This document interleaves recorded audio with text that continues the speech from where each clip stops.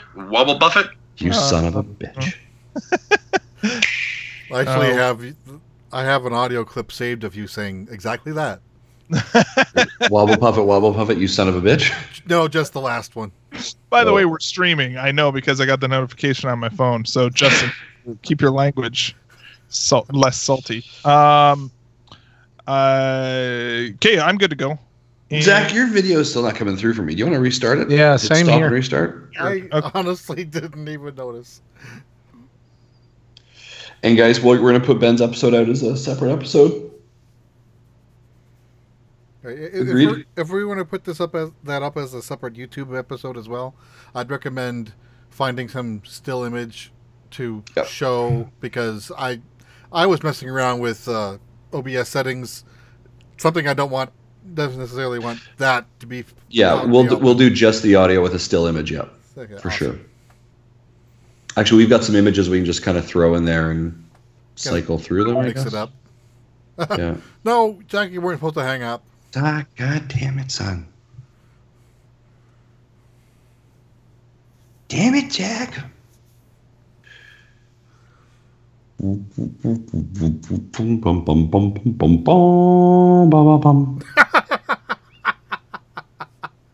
What? Line chat. Oh. What's going on in line chat? BSOD'd. What's that? Blue screen of death. Oh, for the love of... Screw it. We start without him? No, we need all the Which means there's a good chance that the Patreon pre-show got deleted. Oh, no. Depending on no. It depends on if he stopped it and started the new track yet or not.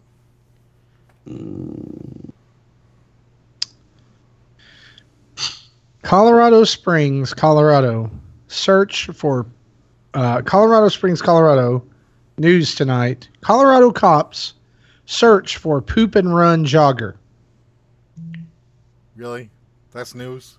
A woman who has been nicknamed the Mad Pooper by a family because she continues to stop and take dumps in their yard every day while she's jogging. That's hilarious. Dave Moore wants to know if we want a guest. I'm going to say not tonight. It's a full house.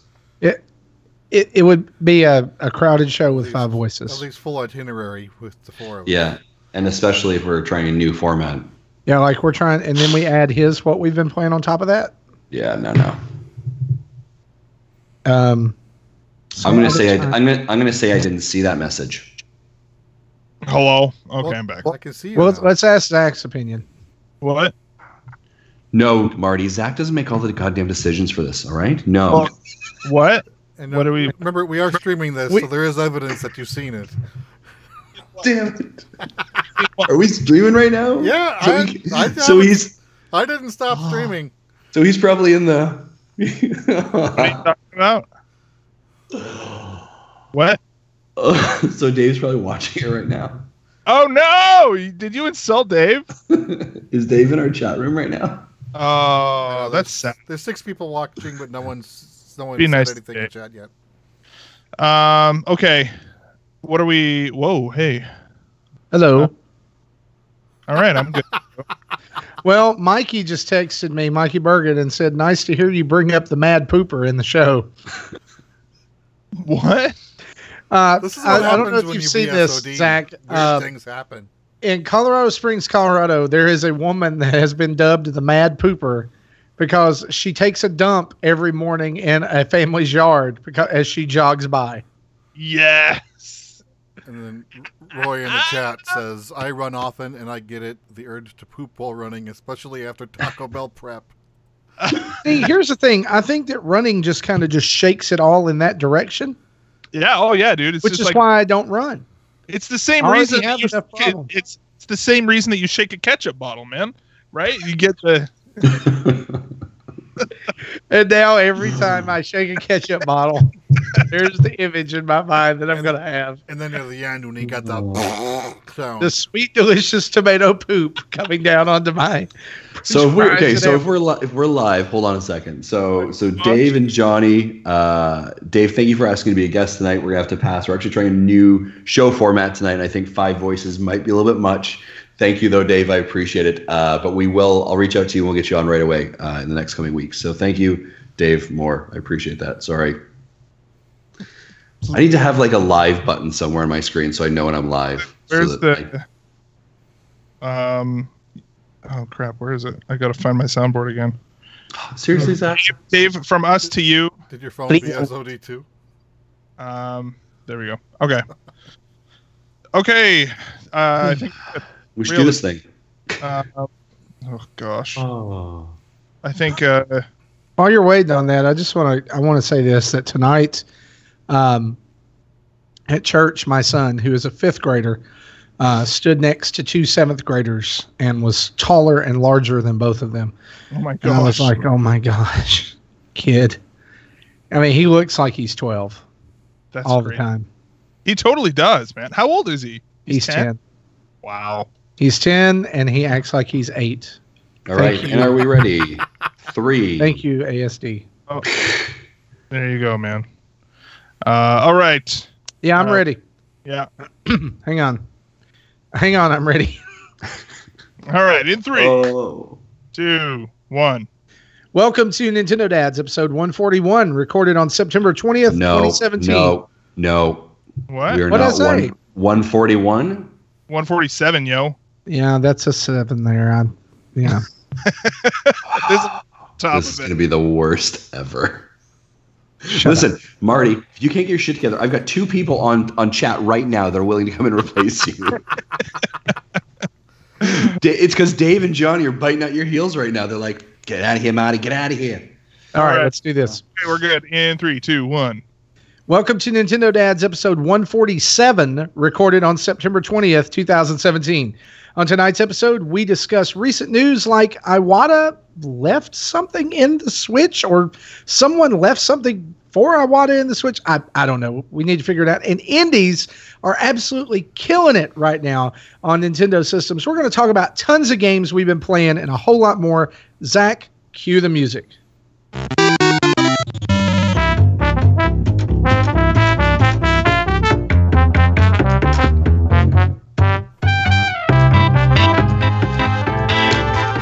Hello, everyone, and welcome to another episode of the Nintendo Dads Podcast. My name is Zach Erickson, and tonight is September 20th, 2017.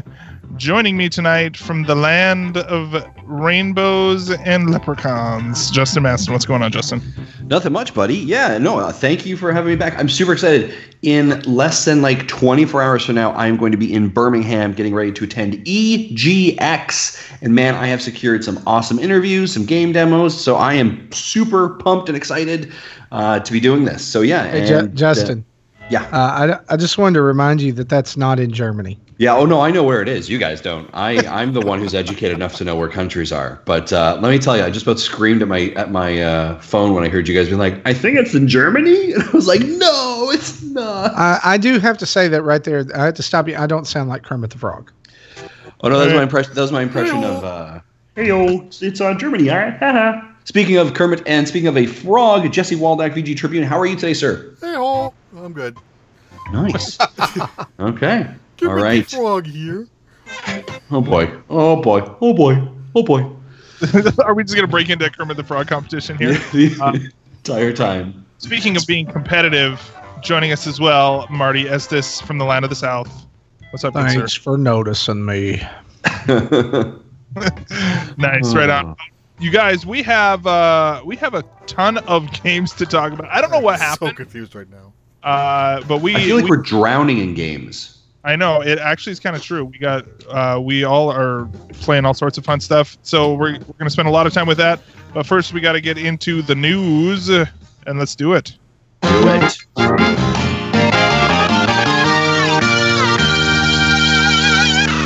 And the news is brought to you by patreon.com/Nintendo Dads, where for as little as $1 a month, you can contribute to the best Nintendo Dads podcast on the internet. And so with that, you guys, we have so many new patrons. It's crazy. And first off, welcome to all our who are our new patrons this week? We've got 5 new patrons this week. Jason Bryant, Mike Jukes, Brandman, Andrew Watson, and Amanda R. Actually, Amanda joined in and then upped her pledge directly after joining. So it was like, hey, I like this. Nope, I just like it even more. Yep, absolutely. Which is, man, you know what, Zach? We're $5 from our next goal. It's that $5 is, you know what? For $5 a month, you can give somebody in the Patreon, in Patreon land, $50 eShop card, and it might even be you. So, for if you are holding out on, supporting the show and being a patron, now is the time. Destiny is calling. Patreon.com/Nintendo Dads. And we're talking about other goals past $300. We've thrown around the idea of a Nintendo Dads holiday calendar. Yeah, we have. Yeah. 400. It's coming. When Destiny calls, she doesn't like hearing a busy signal. Yeah. I like it. Right. I'm up for it though. Seriously. I know you guys were joking. Just for curiosity, how much of the funding would go to body wax? Because it doesn't. None of that. None of it goes to manscaping. No. I think I might break the budget on that one. All right. Speaking of not breaking budgets, speaking of amazing things, let's jump into. You know what, Zach? Every episode, at the end, you're like, "Hey, change the world." Somebody did change the world for us, didn't they, Zach? Didn't they? Yeah, they did. And you know who did? Jason. Jason, who I believe is also our new Patreon supporter. Mm-hmm. So Jason writes on an iTunes review, woohoo, finally have an iPod that lets me leave reviews. Listen since beta, and well, thanks, Dad. I fell out of love with Nintendo, but you seem to set that fire roaring again. Bought a Wii U and countless games, 100 bloody Amiibo, and I'm a proud Switch owner. You need a warning. You need a warning label. Warning: Nintendo ads may cause you to spend the stupid amounts of money.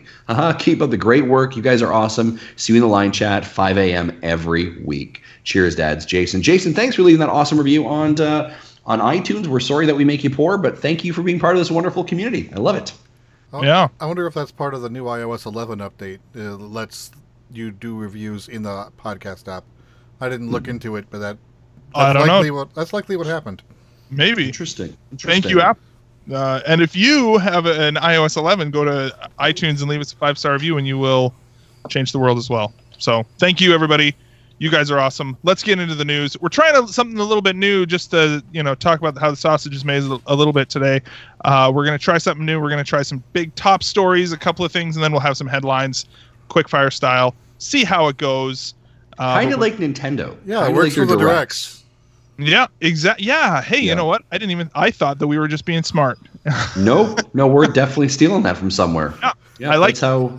We're borrowing. We're lifting the idea, I guess, is the proper way of saying that. Okay. Isn't that how podcasting works? It totally is.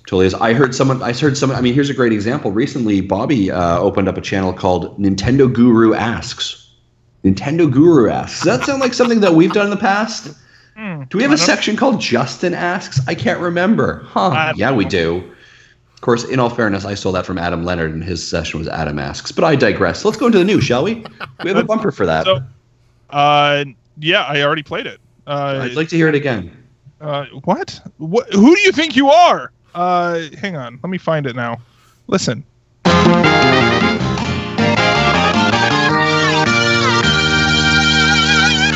There you go. That's right, Sound Boy. That's right. Before we start this reminds me of one of the DJs I listened to when I was in high school. He always ended the show with, "If you steal from me, you've stolen twice." So Bobby's stolen 3 times. And so now if you steal what Jesse just said, you've stolen 3 times. So there you go. All right, let's get into the top stories of the week. First one here that we want to talk about, and I want somebody to explain this to me. There is a way now to play golf on the Switch, NES Golf, and it's not just. Here's the thing: is if you see this headline, you'll think, "Oh, great! Somebody there's the ROM for NES Golf in here somewhere." No, there's motion controls. On screen motion controls for NES Golf. What is going on? Somebody explain this to me. Go ahead, Jesse. I'm sorry. So my understanding about all this is modders and data miners have found several weeks ago that there was an NES emulator packed into every Switch called Flog. And they're like, why is it named that? It makes no sense. So then later on they found out, it's got golf in it, which Flog is golf backwards. I wish I had an X-Files cue on this right now, but yeah. Then as they started poking around with that a little bit more, they found out that it's actually triggerable in specific situations, which sounds like it's got to be on a Switch that has not accessed the network yet. So here, hang on. Perfect blend of hang on. Sorry. Continue. It's got to have the system date of July 11th, which is the date of Iwata's passing. All right. Can you turn that down? That's loud. and then at the main menu, you do the motion controls kind of similar to the direct, what he did in Nintendo's Direct, directly to you. That's kind of the motion, and that triggered it. What? And the game is playable. It's not fully complete, but you can choose an option. You can launch a course and start playing it.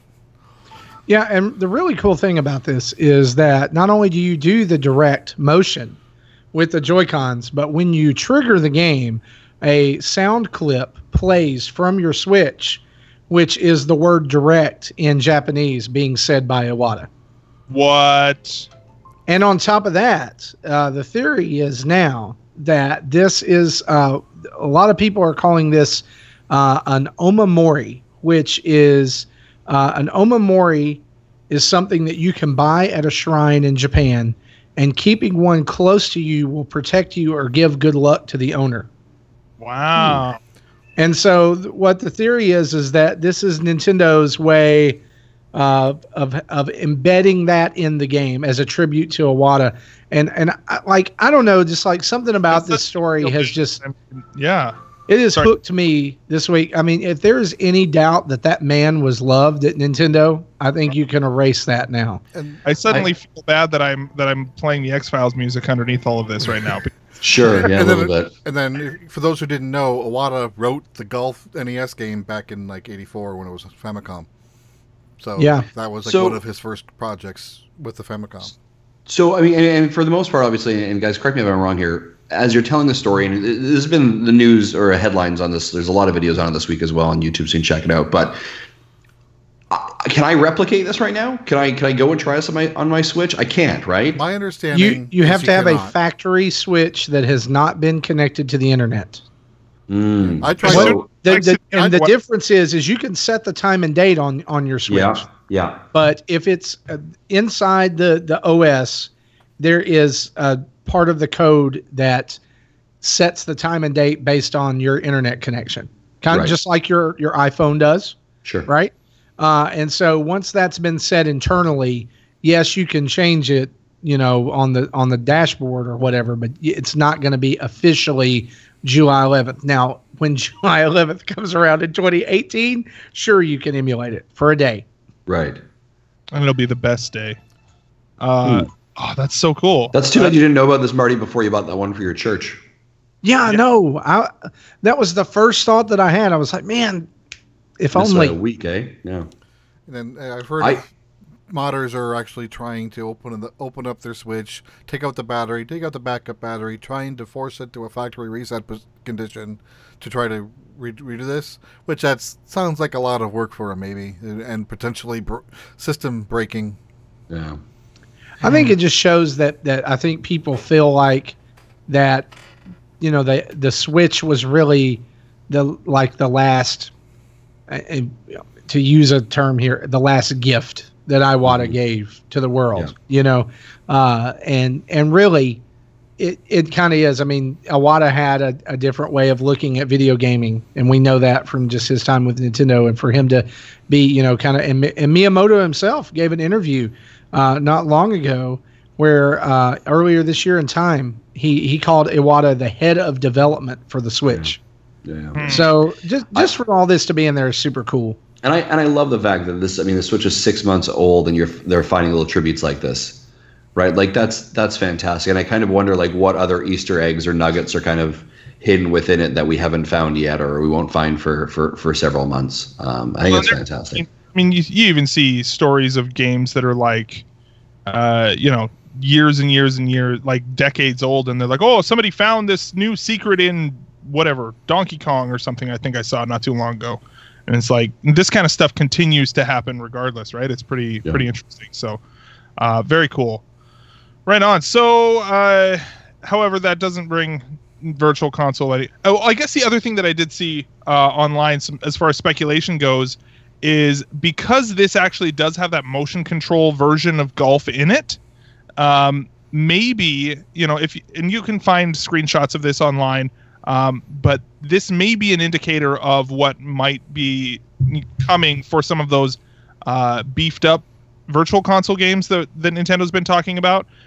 Maybe it's taking so long because they're putting motion controls into golf or, like things like that. And so that's a possibility at least. We now at least have confirmation that they have done that at least for this one game.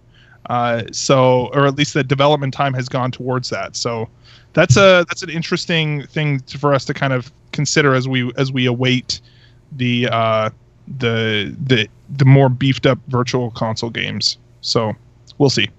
Any other kinds of like Virtual Console games you guys would want to see? Like how would you add this sort of thing, like the original Legend of Zelda with swipe motion controls, waggle motion controls for the sword? No, we've seen that before, and no. No, I don't know. It's coming, confirmed. Coming in 2018. Right on. So next up we have Indies is our other top story of the week. So Oceanhorn, Forma 8, Wonder Boy and the Dragon's Trap, and Death Squared have all reported that their sales on the Switch were higher than all other platforms combined. That's mad. Wow. Which is crazy, right? And I think, I was thinking about this and thinking about why is it such, like, I think first off, the eShop is so easy to get to from, like, as much as the eShop layout kind of sucks, it also is pretty awesome in the fact that it is completely like egalitarian, right? That Nintendo and EA and 2K, right? Like all of these games, all these companies, Ubisoft, all of these different game companies are all put in the same recent releases feed that is chronological only, right? And that's the only thing that it sorts by. And so the most recent games are on the front page of the store every time, which I think is, I mean, obviously it says a lot for how active the platform is as well, but I wouldn't underestimate simply the layout of this platform and the eShop. I don't know. So it's pretty crazy. Like indies are rocking it right now on the Switch. So yeah, what are you guys considering the install base of the Switch, approximately 5 million, maybe a little more. Yeah. We haven't heard any more recent numbers lately, compared to what 40 or 50 million PS4s, 30 million Xbox Ones. Mm-hmm. I think part of it is probably the majority of those console owners, the PS4, Xbox One, probably are not digital purchasers. But the Switch is such a good fit for it, for having smaller games on the go. Yeah. On the system. I think the on the go thing is the key there. I mean, if you have a choice between can I play this game anywhere or can I play it just sitting at home? Mm-hmm. I think a lot of people are saying that about every game right now. I can't. It's the Switch effect. The Switch effect has been saying about every game, hey, I wish I could play this wherever I'm going. Yeah. And that's why we see, such rabid calls to port over like Final Fantasy 15 and other things to the Switch. Speaking of rabid, I probably put half my time in on TV mode and half time in handheld mode. playing for Mario and Rabbids. Playing the Rabbids game, yeah. Yeah. I mean, it's and that's the thing is the ability for me with the Switch to like, my wife wants to watch a show, so I take it out of the dock and I play it sitting next to her.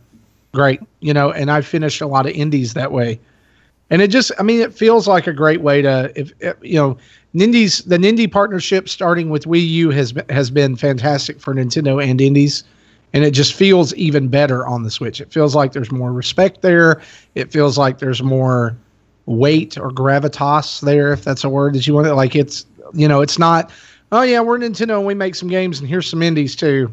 And we kind of like them. Now it's like, we're all working together to make the Switch a great place to play games. So I'm looking on the Switch eShop right now and looking at the best sellers, which is of the past 2 weeks. Nintendo does not actually have a first-party game on there until number 8. Wow. Well, and I wonder if a little bit of that is also the cartridge versus digital, right? Potentially, right? Because people could just, I mean, it could be Mario and Rabbids is, number 1 or number 2, right? But unfortunately, just because of the fact that people are buying it physically as opposed to digital, right?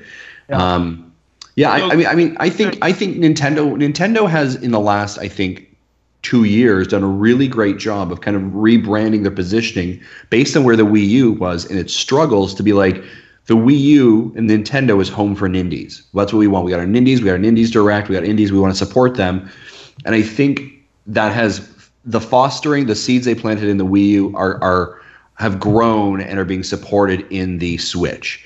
And then I think for it to be such a popular device as it is currently, I think for the games to be very easily ported over, and I think that the developers are quick to want to put content there because they understand there is an opportunity, right? So I think it's just accessibility, and then to the points I'm seeing made here in the chat. I mean, the fact that you can pick it up and take it with you and on the run and on the go, I think is a huge thing, right? Mitch says it's because the games are so accessible. You have several different ways to play them. It's the most convenient one at that moment, and I think it's not a huge shock that the Nindies are kind of killing it right now.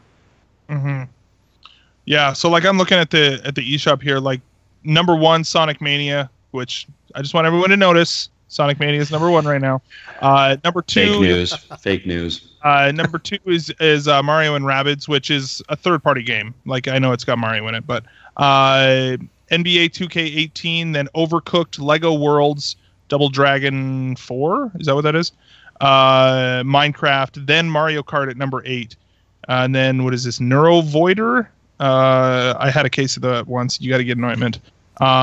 Kingdom New Lands, Snipper Clips, right? Like, it's crazy like how many of those are third-party games and how many of those are indies. It's pretty impressive. So, very, very cool. I'm excited. And who was it this week? Was it Nicholas, right? The indie publisher who has now basically no, it wasn't. It was the Stardew Valley people. Shoot. What's their names? Chucklefish? Is that it? Yeah. Basically said, every single game that we publish from now on out, it's coming to Switch. So it is no longer like we'll see, we'll kind of decide which ones. It's everything is coming to the Switch from now on that they make, which is awesome. And I just want to ask if that includes Pocket Rumble. Ooh. Yeah, I went there. Soon. I'm sorry. Yeah. Wound. Yeah. Because please understand. Still waiting on that one. Yeah. I don't know, dude. That's harsh. But you're totally right. But I mean, the thing is, it's not for lack of content, right? I don't know about you guys, but when I go every week I go to the eShop and I'm looking at content, I'm like it's almost too much. Well, and there's almost too many games. There was a week, like not, but a couple of weeks ago, there were 7 or 8 games that came out on the eShop in one day. Dude, I hate to tell you, but Octopath Traveler came out a week ago, the demo. There are now 12 games ahead of it in the eShop. Maybe that's what it was. Right? Like, and granted, 3 of those are different versions of NBA 2K18, which is stupid. Like, hey, I bought the one with the gold icon for $200. I don't know what that's about. There was a line discussion about that earlier this afternoon. That's so dumb. But I understand what they're doing with that, but it is kind of dumb. It's very It's you're just pre-ordering microtransactions. Yeah. So that's the eShop. I think I'm pretty excited about what's coming. And we are even experiencing that too. Like, as highfalutin media people now, like we're getting bombarded with review codes, right? And we're like, I guess I'm gonna play that one too. Okay, I'll play that one. Okay, who's playing? Who's got some? Who wants to know? Right? Like, I want to bring this in because I almost recorded a video about this past week, but I just couldn't get time to sit down and do it. Like, and here was my question: like, did you think back even like when the Switch was revealed? Like last December or November or whenever, did you ever think that we would be sitting around saying we have too many games to play on our Nintendo system? I'm serious. Like on a system whose biggest criticism by people who don't understand how Nintendo games much is it doesn't have enough games. Like I never said this about my Wii U. I have too many games to play. Yeah. Too many choices. And like, I think that's kind of where we're at. Like right now is like, there's like tiers to it almost to me is like, these are games that I want to play right now. And these are games that I want to play later. And these are games I don't want to play. And how do you do all that? Like it's and then the funny part was, you remember when the Wii U or Switch came out and everyone's like, this is the release schedule for 2017. What are they going to do? Looks like we have droughts. Looks like there's big gaps. Right now, I'm like, I kind of feel like I'm being waterboarded with games, right? Like I'm drowning from it and we can't get out of it. Like where's the gap? I would like a drought right now so I can catch up. Yeah. Mm-hmm. Well, and I was thinking about this too. We talked a lot about, we've spent a lot of time talking about what is Nintendo's 2018 lineup going to look like, right? And I think that the thing that we're forgetting is that we've been waiting around for things like Virtual Console and ports for all of the other sorts of things too, right? That they could very easily just drop a ROM in the eShop and everybody would be diving into that again too, right? Like they still have their entire back catalog that they have not unleashed yet that they could do at any time too, right? Yeah. So if we're looking into the future and thinking, oh, I don't know what's going to happen. Like that review schedule looks pretty bare. It's like, yeah, but don't forget because Eternal Darkness is going to be on there in January or something like that. You know what I mean? Like that could very easily be something that could happen, or Mario Sunshine or whatever. Right. So those are the kinds of things that also could very much be happening. It is crazy how well the first 6 months of the Switch has gone. And I'm really looking forward to what's and that is exactly the statement. This is only the first 6 months. Yeah. Right. Like now, if they can, and the question we're always asking is how can Nintendo maintain this level of stability and momentum? Can they continue it for a life cycle? It's 5-6 years. That's the interesting part. But that's a different conversation altogether. What else is in the headlines? Yeah. So here we've got headlines coming up here. And this is, again, our new sort of format here. I've got some music to go with this. So we're going to do these in quickfire style and just, spend a couple of minutes on each one or maybe a little less even. First one, we were supposed to talk about this last week and we didn't. NES Classic is coming back to stores in summer 2018 and the SNES Classic shipments will continue through 2018. Nintendo has realized that they like money, unlike Marty. It's not like money. Do you realize that we're 9 days away from the SNES Classic? Oh. What? Yeah, 9 days. Next Friday. Wow. When the whole Toys R Us thing broke the other day, I'm like, I wonder if this is why they didn't do pre-orders, and I wonder how that's going to happen. And someone replied, that's just next week. It'll be business as normal. I'm like, where did the time go? Yeah. Weird. I think this is great. I think Nintendo is listening to the feedback they got that the shortage was people couldn't get the NES Classic. We're going to scalpers. Reggie said 2 weeks ago, do not go to scalpers. We've got you covered. Essentially, we're don't pay more than what the sticker price is. And then they announce this. So good on Nintendo for hearing it. Hopefully, we will see. We'll see when it actually does release how much the availability is. But you do have to remember also, people, just because you can't get it day one doesn't mean there won't be more shipments. Okay, I was talking to one of the stores here, and they said, yeah, we've got shipment dates at various, like you can pre-order one right now, but we can't get it to you until like the November shipment date. And I was like, oh wait, hold on, that's November. Like, what does anyone matter? Like, the point is, just because you don't get it day one doesn't mean that you're not getting it. And can we say good on retailers for canceling duplicate orders? Yeah. Everybody has done that. I mean, Best Buy has done it. Amazon's done it. Walmart's done it. Thank you guys for that. It just gets them into people's hands. There were screenshots going around of someone who bought $8,000 worth of them on Amazon and then, canceled those orders. Good job, Amazon. Nice. That's awesome. It's so that's and the thing is that now they're going to be here all through 2018, which NES Classic isn't coming back for almost a year from now. So I guess they're going to have to make more, right? Like they literally were like, oh, I guess. Well, you don't want to flood the market with two of those at the exact same time, right? So you do want to reposition yourself, and then right after the NES Classic, I'm going. My prediction is that September, October in 2018, you're going to get another Classics console, right? Game Boy. Maybe it's the N64, maybe it's a Game Boy. Yeah, probably the Game Boy actually. Just release the cartridges on Switch, please. I don't need this crap in my life. I don't need a million little pieces of card or plastic or whatever. I've said it before. I'll say it again. I don't need it. But anyway, that is. And maybe Zach, maybe that's actually a strategy why they're not releasing this until 2018. Is a virtual console solution? Oh, I don't want that. We'll talk more when we're ready. Yeah. So next up, we've got Switch Online app updated to allow voice chat when phone is locked or while using other apps. Translated another way, Switch app works the way it should have worked all along. Yeah, it's a big duh. They flipped the right bit in the compiler and made a new load.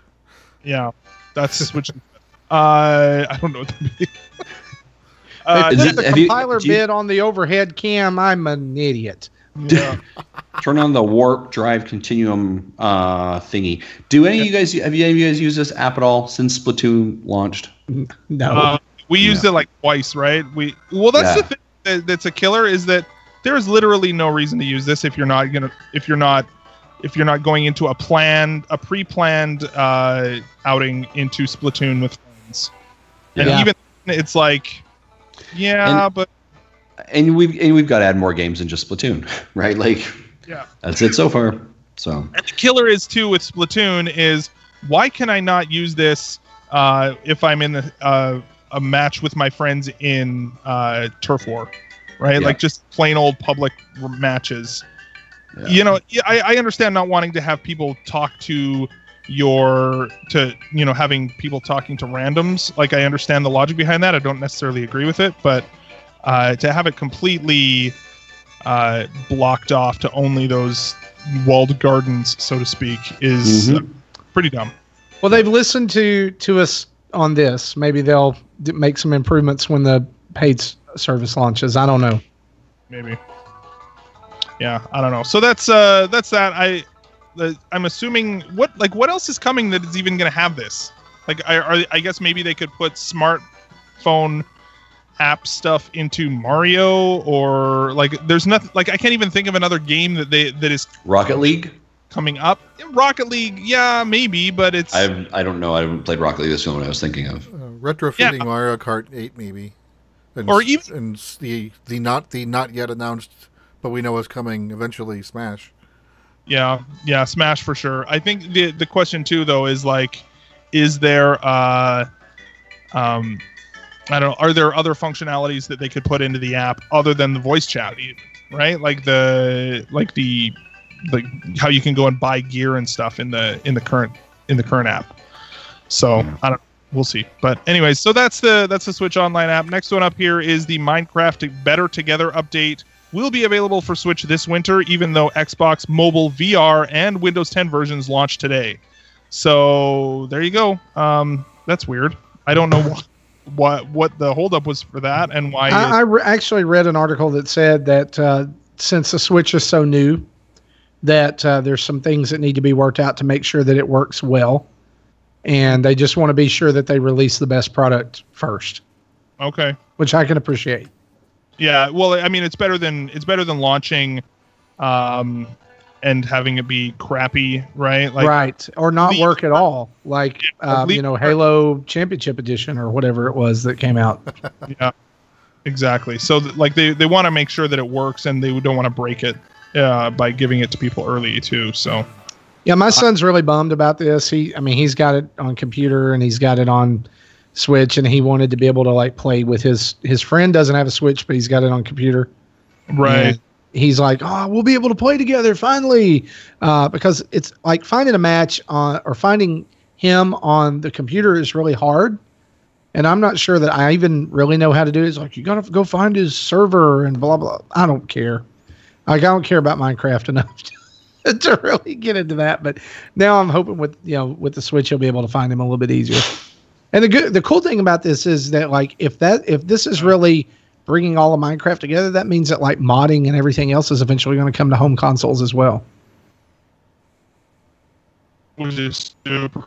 I'm looking forward to that. Does that mean that we'll be able to import custom skins and stuff? I think that part so. of that, or is that different? Yeah, I think so. If it's the same features as everything else, then sure. Same as PC. That's slick, man. Well, the crazy thing about it is they said that once it gets on the Switch, that the Switch will be able to use the Halo combat pack, the mashup pack on the Switch. That's exciting. I'm looking forward to it, man. I think it's going to be good. So very cool. It's just going to be a little bit long. They did say winter though. They didn't say 2018, right? So they said winter, which can also mean 2018. Yeah, that's true. Since winter is technically December, January, February, right? Yeah. Oh, shoot, you're right. Okay. And into the most of March still. Yeah. Oh, shut up, Jesse. So next up on our headlines here, Picross S is coming to the Switch next week. Moving on, nobody cares. That's super exciting. Actually, you know what?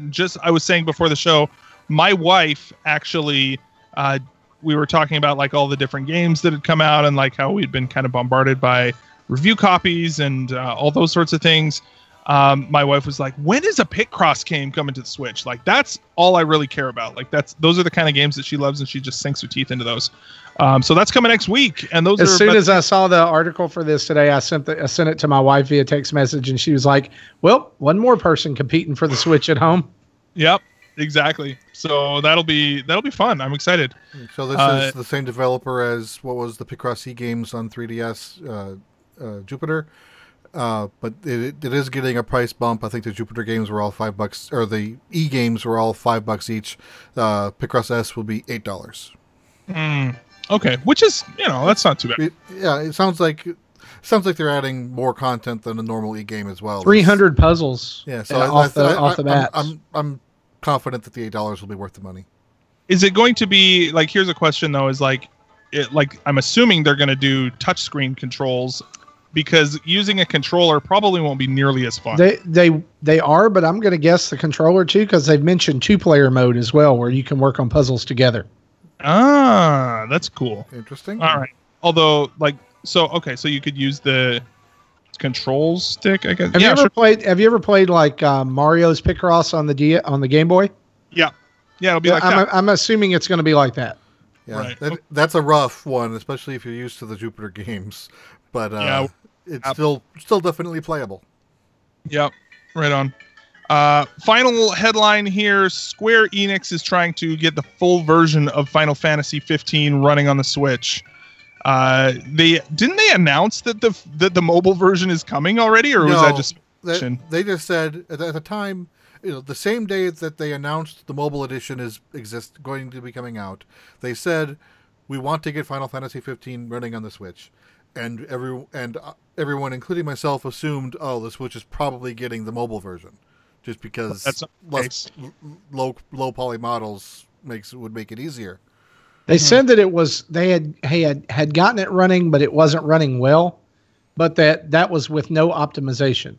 Oh well, now they're saying that they're working to optimize it. So I think that there's been a shift here in, and I'm going to be, I don't know, this is speculation, but I think it's Project Octopath Traveler was so well received by people once the demo came out. I think Square went, Yeah, that's. we're the past couple of weeks, I think a lot of companies are finally being like, oh, okay, I guess, yeah, we should actually get on this. Like, we need to. Well, you'll notice that you can't really find any articles anymore that are, the Switch is going to die, Nintendo's doomed, Nintendo sucks, blah, blah, blah. It's all like, Nintendo's having their best year ever. Nintendo's doing this. The stock's up. This, and this. You can't lose on the Switch. Except for Capcom. We'll wait and see. Yeah. Well, they're like the big fat kid who just like sits in the corner of the playground, like, oh, if nobody wants to pick me first, and I don't want to play at all. That's exactly what it is. All right, so everybody, I'm gonna fade this music out here. We'll give it one last. I've been listening. I don't know if you guys have heard this music, but it's been playing the whole time. 12 minutes. All right, so let's get into what we've been playing, shall we? Do it.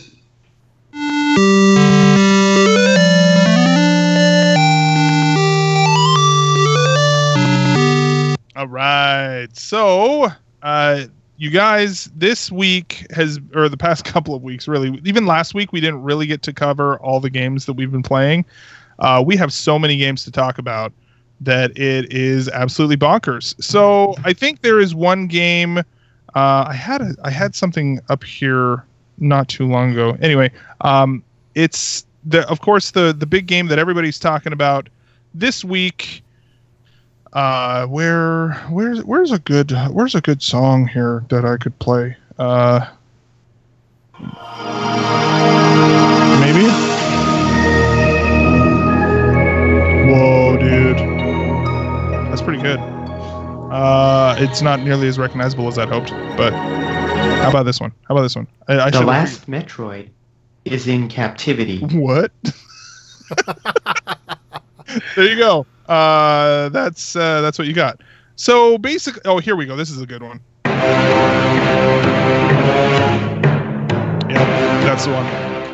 By the way, some of this music in this game, I think this game, Metroid. Of course, we're talking about Metroid: Samus Returns for the 3DS. I don't think I realized the history that Metroid 2 had. And the impact that it had on later games. Either that, or they have brought some of those elements into Samus Returns. Like this song, for example, straight up, like I was playing Metroid Prime before this game came out, like a couple days before, and this is the almost exactly the music that is played. It was definitely brought in. You think that? Yeah. Oh yeah, this was not a. In fact, is this not the same music that started appearing in like the fire regions during Super Metroid? I think it was. Okay. For sure it's in Metroid Prime. I do not have as much history with Super Metroid as a lot of people do. But it's always been one of my favorite tracks in Metroid Prime. It kind of got on my nerves in Samus Returns in places. Really? Not everywhere. It's a little weird. It is a little bit weird that the music in this game is kind of more by sort of the area, the type of area that you're in, and not necessarily, like in Metroid or Super Metroid, it's like, oh, this is Brinstar, and this is, they've got their very distinct themes. This is Norfair, and this is all of those, all that stuff. But right. This is like, here's Area 3, and here's Area 4, and here's Area 2, and it's like, what? Like, okay, we're just going deeper into the planet, I guess. But it's awesome. So, speaking of awesome, can we just yes. appreciate for a minute how amazingly good this game is? Oh my gosh, dude! Like, I posted this today. Oh my gosh! About an hour ago, I posted on Twitter a picture of my my 3DS activity log. It is already for 2017. It'll show like the top game. It's already the top game of the year, like most played.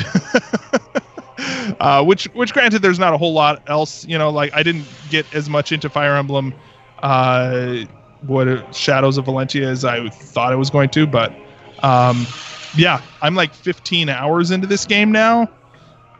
It's crazy. How many Metroids do you guys have left? I guess let's go with that just to see where everybody's. I have 0. You beat it. Okay. So I beat it. Okay. Jesse, what about you? 35. Wow. Okay, so you have 35 left? Yeah. Okay. This game isn't clicking with me for some reason. The way this game's organized, it's definitely part of it is because it's based on a Game Boy game, but it's so very tight. They have so many mini puzzles within short proximity of each other that if you get stuck, you seem to get stuck hard. Yeah, that's true. So I ended up getting stuck in Area 3 after the first Metroid in that area. And I'm like, all right, I need a break. I want to go back to Area 1, kind of now that I know more about how the Spider Ball works and have some extra toys to play with. It's to try to get some things that I missed. And I am now stuck in Area 1 again. I don't remember how I got out the first time. So I'm like, ugh. Here's the thing. One thing that I will say as far as a negative for this game, and I know, like you said, Marty, like it's really, really good. One negative that I feel about this game is that in previous Metroids, the levels were kind of designed in such a way where there were like it was designed like a spaceship, right? Like you would imagine a spaceship would be designed where it was kind of logical, where it was like there would be long pillars of hallway. It's what you would imagine basically is like you're thinking hallway. Like the map from Fusion. Exactly, where it's straight up and down, and then there's little areas on the left and right side, both ways, and we kind of go that way. With this one, it's like they're different puzzle pieces that aren't all actually very well. Like it's hard to get from one area to another, and you kind of have to stare at the map long enough and think, okay, well, on the map, it looks like where I want to go is right next to where I am. But if I actually follow the pathway that I need to take to get there, it's faster to teleport all the way across the map and then take this short little thing back over to where I am. Like it's more in the vein of the original Metroid. Right. Yeah. And it's just even Super Metroid cleaned that up some and made it a little more intuitive about where you went in and out of an area. Yeah. And but this game, I mean, it does boast the most expansive map area of any Metroid game, any 2D Metroid that has come out so far. Mm-hmm. So, but what people have to understand with this too is that they have done some significant cleanup on this game as well, kind of like they did with Ocarina of Time. The 3DS version, the kind of the remastering, I guess they've streamlined certain sections of this game as well, because I remember playing this game on Game Boy back when it first came out, and it is just brutal. It's so. I don't know how you do this without a map. I'm just going to say this, and I know there's somebody who's going to probably get upset about it or whatever, but it's not good. It was a terrible game on the Game Boy. I mean, was it advanced for its time? Yes. Can we credit a lot of Metroid conventions to it? Absolutely. It did great things for the series, but if you go back and you look at it, it just was not a good game because it was so easy to get lost and have no idea where you were. Yeah. And this game makes it a lot easier, especially, the Aeon powers are brilliant. And honestly, if they hadn't been in the game, especially the radar one, I wouldn't have finished it as fast as I did. Oh, there's no way. Yeah, I use that. I know that some people are like, "Oh, don't use it the first time you play it," and I'm like, "Oh, screw that, dude. I ain't time for that." I talked to a guy last Friday, like after I'd been playing it for a while, and he's like, I was like, "There's even this new power where you can kind of do a radar and see." And he's like, "No, it's not how you play Metroid. You're supposed to have to bomb everywhere." And I was like, "Ain't nobody got time for that." There is no way that I am willing to spend the time required to do that. That sounds like craziness. And if that's the way you want to play it, that's fine. Yeah, but yeah. Let's say that's totally fine. I am currently, how many do I have? I have 4 Metroids left. Without too much spoilers, I am fighting large Metroids. I just saw a really, really big new Metroid that I'd never seen before. And now I'm fighting. It's a non-Metroid boss. I'll just say that. That was a fun fight. It is a very difficult fight. It really is. And you know what? Here's one thing about this game is it is difficult. Mm-hmm. Yeah. It is super difficult. I mean, I won't say super difficult, but there are challenges there. It's enough to hook you, but not make you want to quit. Although there are a couple times at the end game, and I'll say the end game, meaning like 4 Metroids or less, where I just had to set it down and walk away for a little bit. Yeah. Because I need 15 minutes because right now I'm going to say not really nice things about this game if I have to continue to play. Yeah. My son started playing it, and almost immediately he was starting to get frustrated. Like it was almost immediately very difficult for him. And I can't remember what he was trying to. Oh, he was having a hard time getting the melee counter down. He's almost 7, and so I was like, you know what, buddy? Like, and then he started. The first Metroid boss comes in, and he's like, Dad, can you help me beat this boss? I'm like, no, actually, because if I do that now for you, then you will not be able to play this game at all, because you have to fight like 40 of these bosses, and it's really, really hard. So you're going to have to learn how to do it. And he was like, oh, come on. I'm like, no, you got to figure it out. Get good, man. And then just kind of walked away. I guess the only thing that I like, and I won't say as a complaint or a gripe, but a question that I have after playing through this is, and again, I can show you this. My playthrough time here, 9 hours and 37 minutes, and I'm just shy under 50% complete, 49.3%, which I thought I was actually higher than that. My question going forward is, how do we do Metroid now without a melee counter? You get what I'm saying? Because they didn't just add it into this game and say, oh, cool, she can do a melee counter now. They made it integral to this game.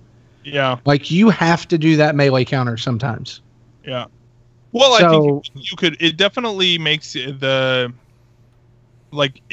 much more reactive, I guess, right? Like, I think that any of the other games, like Zero Mission and Fusion, they're very run and gun, right? Like, and Super Metroid 2, where you just run as fast as you can through those levels, and and I just unlocked the what is it?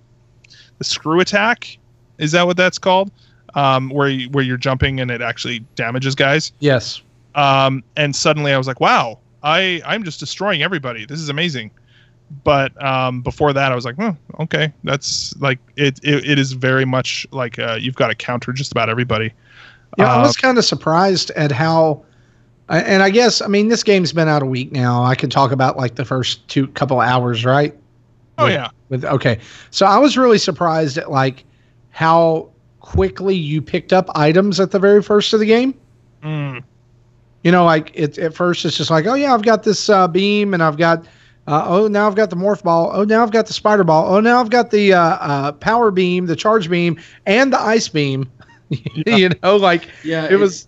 In previous Metroids, it's felt like that is the stuff you needed to move on to the next level, right? Like you earned it, and so now you're able to. And there's still elements of that, but it did feel like you're all of a sudden like overloading very quickly, which made me. How many missiles you started with? You normally start with like 0 or 5.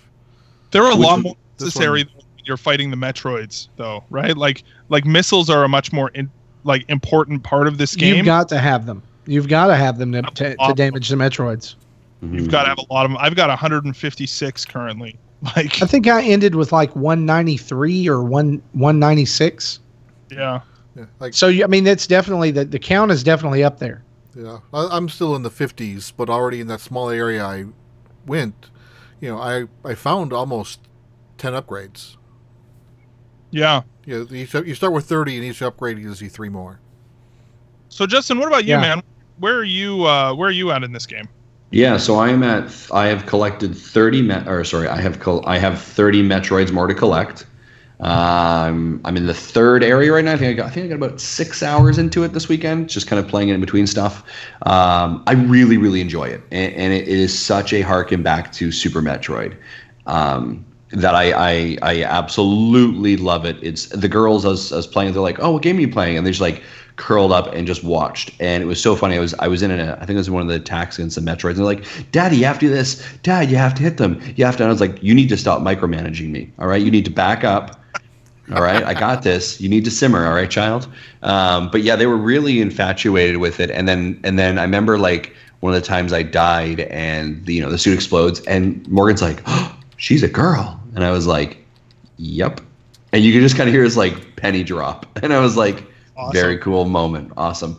Yeah, I'm really, really enjoying it. And I want them to give us the next game in Metroid like this. Like, I know they're doing Metroid Prime 4, which is great. But I want another. I need another, like, what's the next step to this in the Metroid series? I need the follow-up to Fusion. Yeah, exactly. Like, and so... Yeah, it's so good. That melee attack, I think, is fantastic. It takes a little bit getting used to it to understand it, how it works and the timing of it, right? And the tells, but just the animations associated with it. The thing I really love is it does, Metroid is all about that isolation, that loneliness factor, and it bangs on that just perfectly, right? Like it replicates everything that you want Metroid to be and more. So I'm absolutely, absolutely loving this game. I feel like, one of the things that's interesting to me about this game too is the Amiibo support. So did anybody who here got the Amiibo? I did. Okay. I hear mine are in the mail. Yes. I have the Amiibo, but have never tried them. So I feel like they kind of they don't break the game, because I don't think that's the right way to say it, but they definitely they basically what they do is they give you reserve packs for different things. Now, I've never wanted a Zero Suit Samus Amiibo before, but when I found out what they do in this game, I was like, oh yeah, no, I that would be really helpful. I would love to have that. So I'm trying to remember exactly what they are. Marty, I don't know if you recall. Do you have all the Samus Amiibo? I do, and the two that just came out, if you tap the new Samus Amiibo, it unlocks an Aeon Reserve Tank. So I've already kind of talked about this. The Aeon powers that you get are new to the series. There's 4 of these which are mapped to the directional pad, and you have a meter for those as well, so you can't just infinitely use them.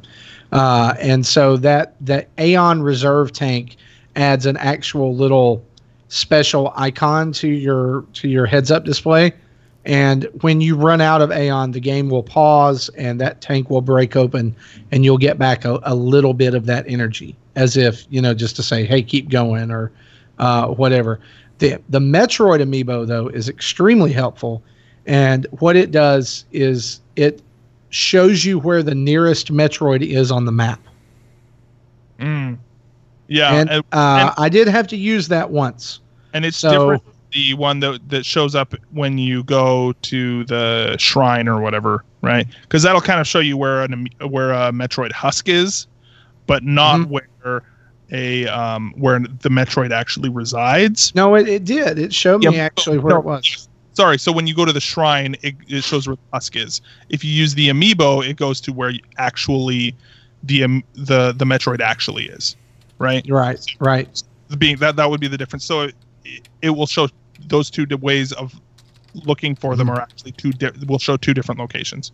Right. The other 2 Amiibo that are already out is the Samus Amiibo, which will unlock the Smash Brothers Amiibo will unlock a missile tank, and the Zero Suit Samus Amiibo will unlock I'm trying to look this up right now. It's another energy tank, and after completing the game, all the Amiibo do something else as well. Yeah. So Smash Samus unlocks a concept art gallery. Zero Suit Samus unlocks background music soundtrack. The Metroid will unlock a new difficulty mode, fusion mode, which allows Samus to have her fusion suit.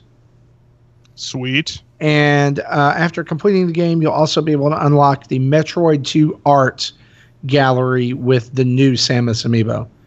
And guys, like, I know I keep saying this about Amiibo, but Nintendo continues to outdo themselves with their Amiibo lately. And these two are really cool. Although, and Zach, you can talk about this a little bit. Yeah. The squishiness of the squishy Metroid is not all it's cracked up to be. Kind of disappointing, yeah. Because, well, when they said that they were doing a squishy Amiibo, I assumed that it was made out of gel, right? And so it was like a solid being like all the way through gel sort of mold, which is not all what it is. It's like this little plastic shell around the little solid plastic thing. So I feel like my daughter, who is 4 and what's the word? Enthusiastic. I was like, if you're gonna squeeze it, be gentle, because it's got those little red balls inside with the little tendrils or whatever, that kind of come, the little veins that come out. And I was like, she's gonna squeeze that thing so hard that one of those little plastic things is gonna snap off inside. That's what I was concerned about. And so like, it kind of, I thought when you were talking about your children, I thought you were going to say that it kind of feels like a pacifier. It kind of feels like a teething ring, like something they would chew on. Yeah. Oh, dude, don't even, because that's exactly what would happen. I didn't even think about that till you said that. But it's the only thing is that it.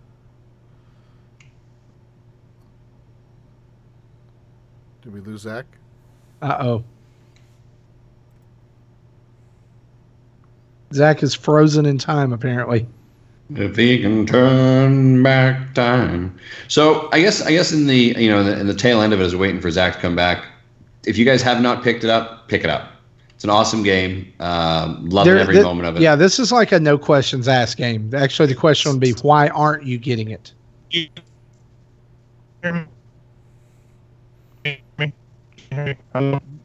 No, we cannot hear you. Nope, there he went. Yeah, I hope he didn't BSOD again, because we would have lost the recording. Oh no. No, he's back, I think. He's trying to come back. Uh-oh. Do we just want to pause right here? I would, yeah. Good. Hello? Yep. Hello? Hello. Oh, Welcome back. Hey, okay. And we're back. Yeah, you Sorry. totally froze like as soon as you said, "Oh, dude, I haven't even thought about that." Okay, about we're the good. teething thing. No, we're back.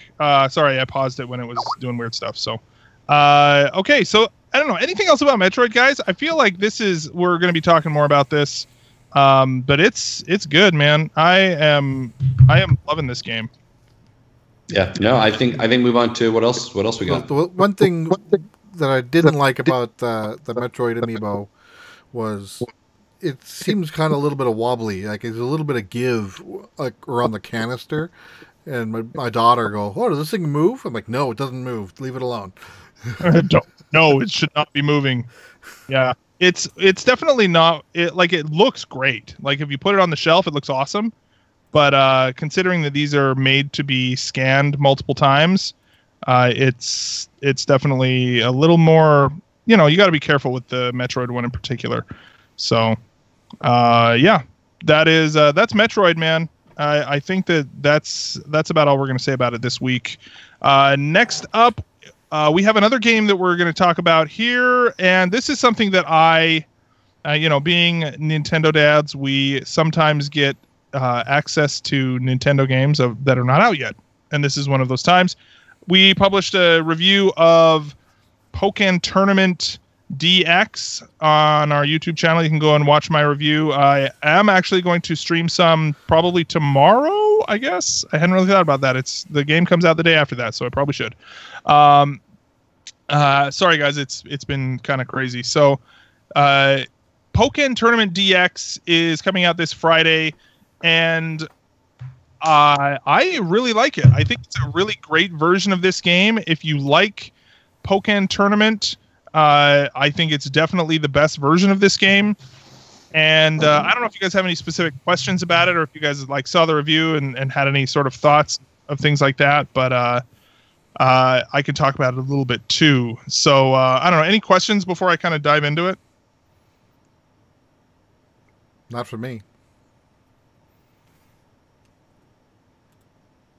I guess the only question I would have is, like, how does it compare to the Wii U version?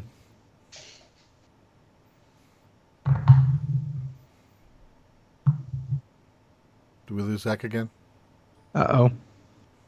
No, hang on. One sec. Here, folks. There's Something going on.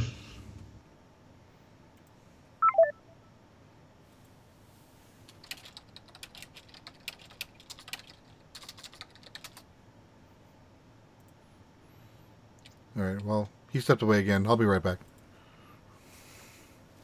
Okay. All right.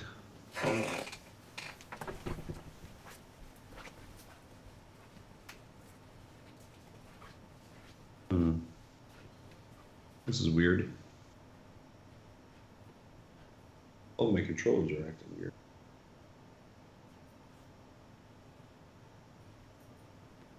Why is that not working? I just about dropped my Switch on the floor and this Oh no, that would have been terrible. It literally slipped out of my hand, swirled in the air, and I caught it on my legs before it hit the ground. My wife was like right in front of me watching me. And I was like, yeah, okay.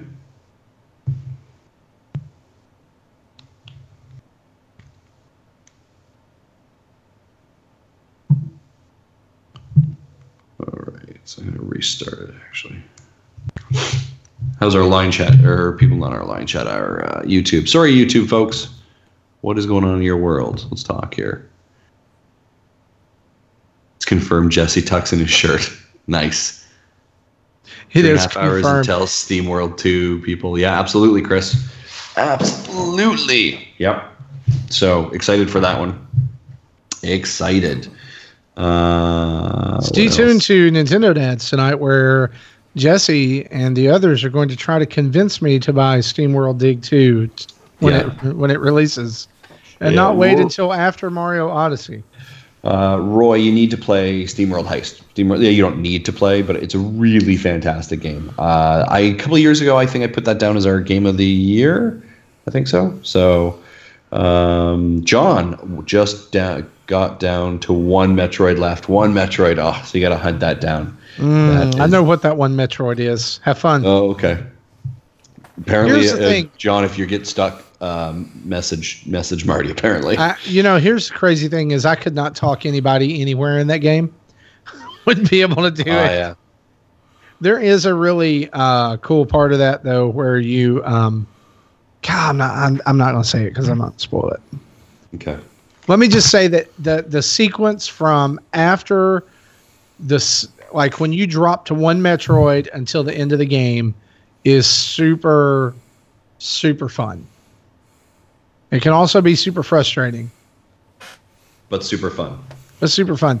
And I'll say this too, like the biggest thing that I had, like going in the game, like I guess my biggest goof up, and what cost me, like dying a lot of times, is I would just forget that I have the spider ball.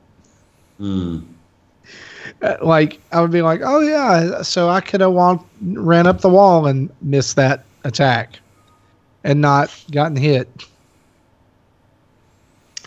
Rory, God, I'm not going to say it. I'm going to spoil it. Good thing you said it. I was about to hit mute on the stream.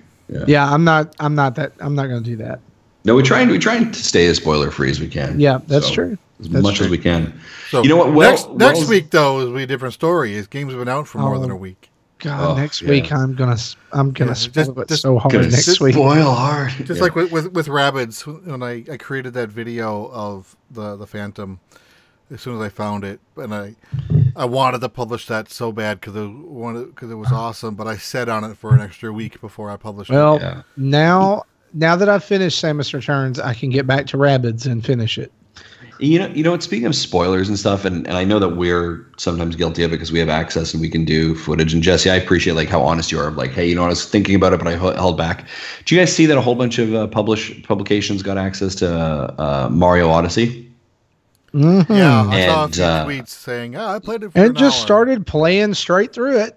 Yeah, thanks, and guys. Like, here's what we can show, and it's like 5-10 minutes. And I mean, I get a little bit frustrated with that, but at the same time I understand it. But it feels like I'm excited. This week I'm going to go EGX. I'm going to play Mario Odyssey, and I want to play it. I'm so jealous for that. And I want to play it to get my hands on it, to try it. But I also I don't want to go too far. Do you know what I mean? Like I want to go enough. Right. Like I understand the gameplay, I understand the hype. Now I'm going to put the controller down. I'm going to look away from all Mario Odyssey stuff, and I will see you at the end of October, because I want to be fresh for that. Do you know what I mean? That's kind of why I'm wondering about Octopath Traveler. Because I've already played like an hour or so of each of these stories. Yeah. Am I going to have to go back and do that again, or is that just demo content? Like, is that just a little quick something that they threw together? And having played both Primrose and Ulbricht's story, Ulbricht's took a lot longer than Primrose's for me. Yeah. Maybe that's, Zach seems to be trying to get his poop together, but let's continue with the show maybe here and talk about that. So Octopath Traveler, Marty, you've been playing that. I have. What are your thoughts on that? Oh my God. Like I had gotten to a place in my life where I just did not care for RPGs, and this really did it for me for some reason. Maybe it was it looked so much like Final Fantasy III, but I don't know. I think it may have been that, or just the ease at which I was able to pick up combat and everything. I really don't know. Like there was just something about it that grabbed me. And like my big question, I guess, coming out of that demo is the first two were really fun to play. There were different mechanics for both of them. But can they consistently do that for 5 more characters without it seeming like it's just a rehash? Primrose can do this allure ability and have people follow her or fight with her. Right. Like, is that going to be a duplicate of somebody else? Like, is there going to be a magician who can conjure people, and have that and lead them around, and you end up going, oh yeah, this is the same thing that Primrose can do. It's just set in a different part of the world. Hello, okay, I'm back. Cool. What did I miss? Zach, we're just talking a little bit about Octopath. Oh yeah. Yeah. How do you feel about it? I really liked it. I only played the Warrior. I didn't play Primrose at all. But other than just whatever you can play after beating the boss as the Warrior, but I really liked it. I'm really looking forward to it. It's got some good. I think we talked about it a little bit when we went over the Nintendo Direct last week, but it's got some real good. It's a good blend between like that Final Fantasy VI sort of, sort of art style mixed with great art or great sort of visual upgrades to that, but also mixing that with some good adult mature themes. The mix of those two is really awesome. I'm really looking forward to it. There's definitely, I will say from the demo, there's definitely some graphical little quirks that they need to fix up, before like it comes out, and I'm sure they have plenty of time before then. But, like when both in Ulbrich and Primrose's campaign, when you go into a dark area, and there's that really cool effect, where like you can only see around the torches and everything, and they're carrying a torch, which is really neat. But like they're like, it's like their body bursts into flames, and I was like, that just like, I see what they're trying to do there, but it just doesn't work. Like maybe it's just on my screen it's not too bright. Yeah. I didn't like in the dungeony areas the fixed camera. I so wanted to rotate that camera around just so we can get different angles of things, because they hide things behind things that you can't see. Well, and at the very least have something like in is it, I'm trying to think what kind of games or what game, like where you could kind of, I'm even thinking of like Warcraft 3, where you could use the mouse wheel in that game to kind of scroll down and up, right, and just kind of like almost like it's like cameras on like a boom or arm or something, and just kind of like bring it down to a ground level and then bring it back up, or kind of rotate it like 10 degrees on each side of the character or something. That would be really, really cool. I don't know if they could do that, but if they can, that'd be awesome. Zach, you owe it to yourself to go back and play that part of the campaign, the Primrose campaign. Is it really good? it's different. I mean, there is a really big difference there. Yeah, I played Primrose, but not Ulrich, and kind of the way the battle mechanic is set up, you really don't have to learn it until you get to the boss fight. It took me 5 times before I finally beat that boss. When I finally understood, I had to then pretty much master the boss fight in one fight because I didn't need it to do it with the previous fights. Mm-hmm. Yeah, it's pretty cool. I'm sold. Like I'll be getting this one day one. I'm very much looking forward to it. So I could not have said that after like the initial reveal. Oh yeah, and even after the direct, but the demo totally sold it on me, and I think that's a great case for how some of these games that are coming off, or coming out, like they need demos. Mm-hmm. Rabbids could have definitely, I think, used a demo, even though it's been almost universally praised. You've got people who are on the fence who are kind of like, I don't know. Well, maybe you would win them over with it. Even if it's a 15-minute demo. Take them through 1-1 and 1-2, and that's it. Yeah. I think Fire Emblem Warriors would be a great one for a demo as well, because that's one where you've got a case where it's releasing stupidly close to Odyssey, and I'm not gonna, but maybe a demo would make me throw money at it. Yeah. I'm gonna say I didn't like it. Not my cup of tea. Let's move on to more games. All right. So let's go back to Pokken Tournament. Before my internet crapped out. By the way, Jesse, I'm just gonna get the audio from the second half of the show from you. So just so that we're good there. Because my recording's being weird. So yeah, I would say for Pokken Tournament, it is a very good version of this game. They've added obviously the big highlight here is that there are 5 new characters. We lost him again. All right. Zach. Hello? Are you kidding me right now? Just a second here. One. Maybe kill your vid. Okay. Can you not hear me for real? It's spotty. Yeah, you're breaking in and out now. Hang on.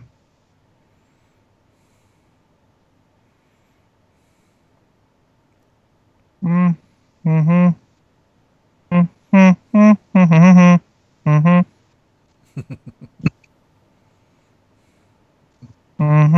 you hear me? You guys still can't hear me. What the crap, dude? Yeah, you get about a half a sentence in, and then you start breaking in and out. Kidding me? Okay, hang on 1 sec. I'm trying to.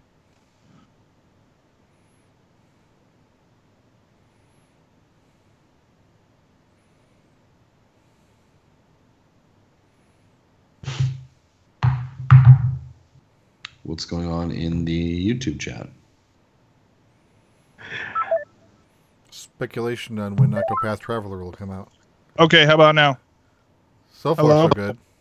Hello? Okay, I'm on my phone. So I'm now connected to my phone. Can you hear me? Yes. Yep. Okay. All right, for real this time, I'm going to talk about Pokken. So Pokken Tournament is a really good version of this game. Can you hear me okay? Can you still hear me? You're still good. Oh, hallelujah. Okay, so the main edition here, third time's the charm. Main edition is the new characters. So there's 5 new fighters in this game. You've got the 4 from the Japanese arcade game, which are Scizor, Darkrai, Croagunk, which is a super weird addition, but he's kind of like a troll character. He's pretty funny. And who was it? Oh, Empoleon, who is the penguin in the demo. And then, of course, the character exclusive to this game, which is actually the character I've spent the most time playing, is Decidueye, who is the grass starter from Sun and Moon. And he is super awesome. They've also added a new stage, a new pair of support Pokemon. And overall, I really, really like it. Marty, you said you were you had a question about it too. What were your? Yeah, what were I was gonna ask how, as someone who owns the Wii U version, besides the portability and the extra 5 characters stage and the fact that you can play Mewtwo in the beginning, what's the big deal? Like, why should I go out and buy this game again? So I think that honestly, the big thing here, they've added as far as other things, the local multiplayer is like, if you're not playing this either local multiplayer or online, if that's not your thing, then I don't think that like you know right away if this is for you or not. Does that make sense? Yeah. Like, they've added new modes and stuff like that. Like, they've added this team battle, which is basically like, if you've played the Pokemon games, there's like a 3-on-3 match that you can do in those games where, or you basically go in with like a team of 3 Pokemon, right? And so you and your partner kind of, each choose a team of 3, and you send one out, and then if you defeat theirs, then they choose a new one, and if right, and so the first person to eliminate the other guy's team wins. And it's kind of a cool idea. It's kind of fun, right? Like, it's kind of in the theme of Pokemon, and it's cool that way. It's not game changing by any means, but it's a new format that's interesting. They have daily challenges, which just kind of, so like, for example, I haven't done one today, and it's saying that it's a team battle, and it chooses your 3 Pokemon. So you have Chandelure, Croagunk, and Weavile is the team, and you have to win a team battle, and they choose your support set. And so you go in there and you basically just play with whatever characters they've pre-selected. And every day is something different, which is kind of cool. It kind of adds something for you to do every day, and then it gives you more skill points than you would normally get from a match like that. If you win, so that's cool.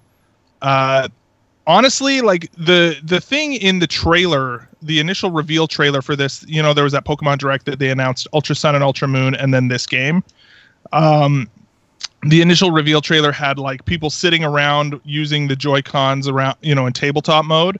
And honestly, for me, that was actually when I sat down with my son and we, broke off the Joy-Cons and started playing this game in tabletop mode. That is when this game was like, oh, I get it now. Like, I don't know if I necessarily would play this. Like, for me, I don't know if I'd necessarily play, all the time, but I got it almost immediately. Like, it felt really good to play that way. The controls are they perfectly line up with a Joy-Con, right? You've got 4 buttons and the shoulder buttons, 4 face buttons and the shoulder buttons and the control stick. And that works really, really well. Like, I really like that. Obviously, it's not ideal. You don't have a D-pad, and when I'm playing, I actually prefer to play with even like the D-pad face buttons when I'm playing in something like handheld mode. But I really enjoy it. It's fun. But I also think if this game is for you or not, right? Like, if you're not super excited about Pokken Tournament, then I would say that this version of the game doesn't do anything that will change your mind either way. So yeah, so that's kind of where I'm at with that. I don't know if that answers your question or. Yeah, so I've got a son who really likes Pokemon. Mm-hmm. I guess I don't really mind either way. It doesn't really, but like, is there going to be enough here? Because he's going to ask me to play, and he's going to ask me to play a lot. Is there enough here to keep him occupied? If he's played, does he have to ask Marty to play with him, or is he going to be okay by himself? Well, no, I'm guessing I guess what I'm trying to say is he's played a bit of Pokken Tournament. Is there enough here that's going to keep him interested, or are we better off just keeping the game we've got? Well, basically, the only thing that's new here, he could play through the single player campaign again, right? The Ferrum League, right? There's that. There's the daily challenges, and there's online battles, right? And then other than that, it's all multiplayer stuff. So it would be like local battles. There is a wireless battle, but you said you only have one Switch, right? But you would have to have 2 copies of the game in order to do that. It's basically like a local wireless play. But yeah, honestly, you know what? Here's the other thing too, Marty, is that this game, unlike the previous version of the game, for me, this was a positive because I don't have a lot of time to play through the game, and I would rather just have all the characters and supports and levels and all that stuff unlocked right off the get-go. But all of them are unlocked immediately in this game, whereas you had to play through the game to unlock them in the previous one.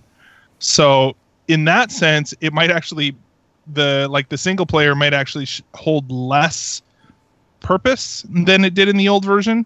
But I like it that way. It's just that's that I think that's something to keep in mind too. So honestly, unless it depends on how much these new characters hold any sort of draw for you. Like they are all really fun to play as, and they're all different enough from the existing characters. Like none of them are just like Pikachu, Libre, and Pikachu. Like none of them are like that. But they're I mean, a larger roster, is that a good enough reason for you to pick up the game? I think that's up to you. So I don't know. What are your thoughts? I mean, I'm probably going to pick it up, but it's not going to be right now. It's probably going to be a Christmas game. Yeah. For my son. Yeah. He's asked for it, but it's not one that I go, okay, we've got to get this right now. We've got to have it today. I mean, I've got the old Pokken Tournament to trade in, and I've got a couple old Wii U games that may get us close, but I'm not going to go out and rush to get it. In other words. Yeah. Yeah, I totally can see that. And that's I think that's a fair way of saying that. And I think that this is honestly this feels like a game that's it's another one of the ports that is filling out their calendar, and that's fine. Like it is what it is, but there's definitely a big fan base there as well. So I don't know, we'll see. If anybody out there wants to play some online with me, hit us up on Twitter, and we can set something up. We'll figure it out. I'm probably going to be streaming some of the new characters and stuff like that and new modes. I am allowed to stream for half an hour before the game releases, and then I'll probably stream a little bit more. So look on Twitter for that, and we'll do that. So yeah, that's that. We also have, you guys, we have a ton of like indie games and stuff that we gotta. We're gonna do some rapid fire, less than 2-minute statements about all of them. Yes. Yeah. Let's do that, shall we? Let's do it. Can we also do that with should you get it or should you not get it? Just do a thumbs up, thumbs down. I like it. Yeah. All right. So with that, who's going first? I'll go first. Go ahead, Justin. Sure. So I'm playing 36 Fragments of Midnight. So this is by Petite Games on your eShop right now for $2.99. This is a really cute game. I would definitely recommend thumbs up getting it. You are basically have to collect 36 star fragments across the level. You have one life. If you die, you start again. You have to recollect every single one of them, which is can be very challenging at times. It's the art style is pretty cool. It's like a dark aesthetic, kind of cloudy. The music's very thematic. What is it when you die and a level changes every single time? Is that roguelike? Roguelike. Okay, so this has roguelike elements in that every time you die, it does that. So it's really cool. I definitely recommend picking it up. So that's 36 Fragments of Midnight on the eShop currently now for $2.99. It is a thumbs up. Do it.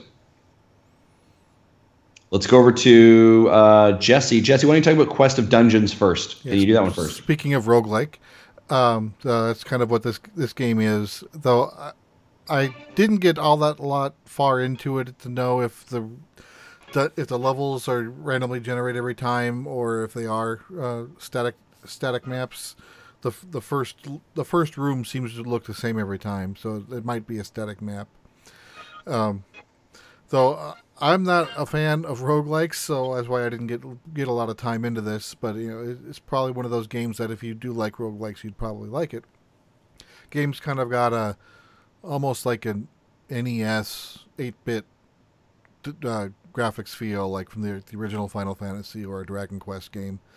It starts off. The story is actually kind of funny. It says, you pick between one of 4 classes, and then you get the story of, the 4 of you are camping together and just preparing to go into this castle, and they all decide, oh, we should divide and conquer. You go by yourself. And they're like, what?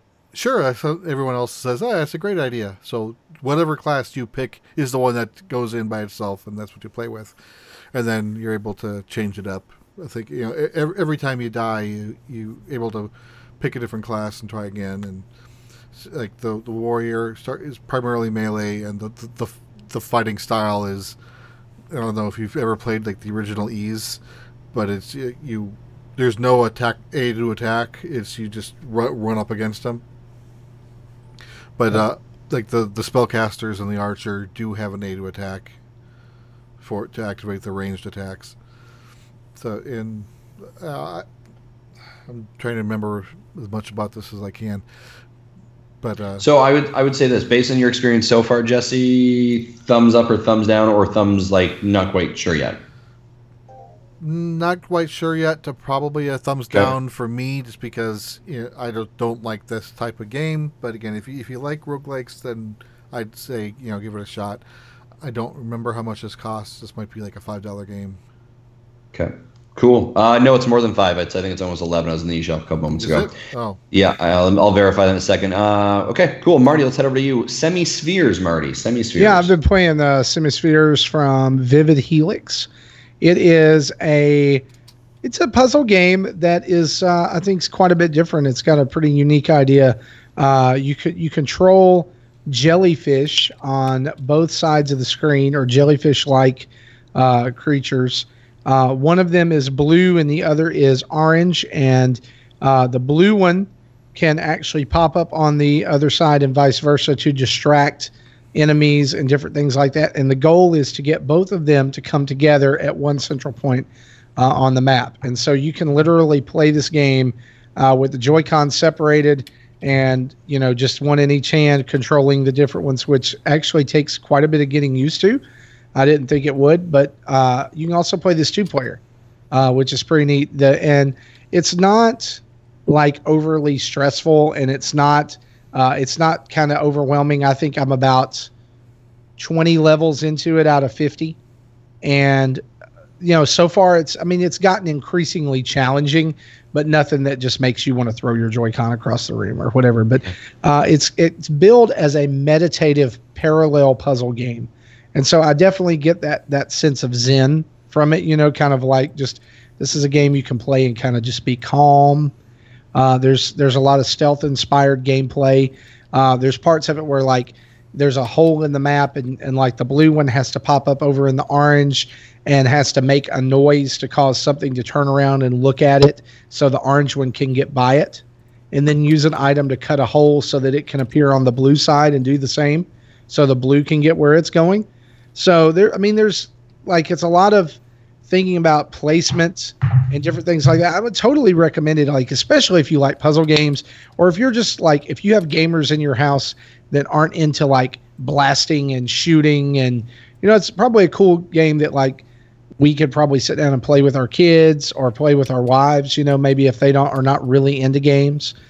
This could be like one of those hook games, that we get people in. So thumbs up.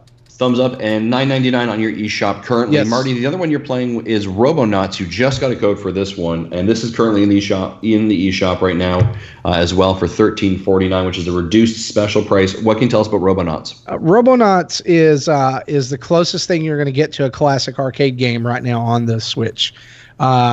Basic story is this tiny little janitorial robot or whatever gets sucked out into space, lands on an alien planet, finds a power suit, and kind of starts on the journey to becoming the hero he's always wanted to be, or he's always idolized. So you've kind of got this like 2D Mario Galaxy thing going on where you're on a planet and you can go around the surface of the planet, and then you can press a button that will cause you to flip onto another planet that's either above you or below you.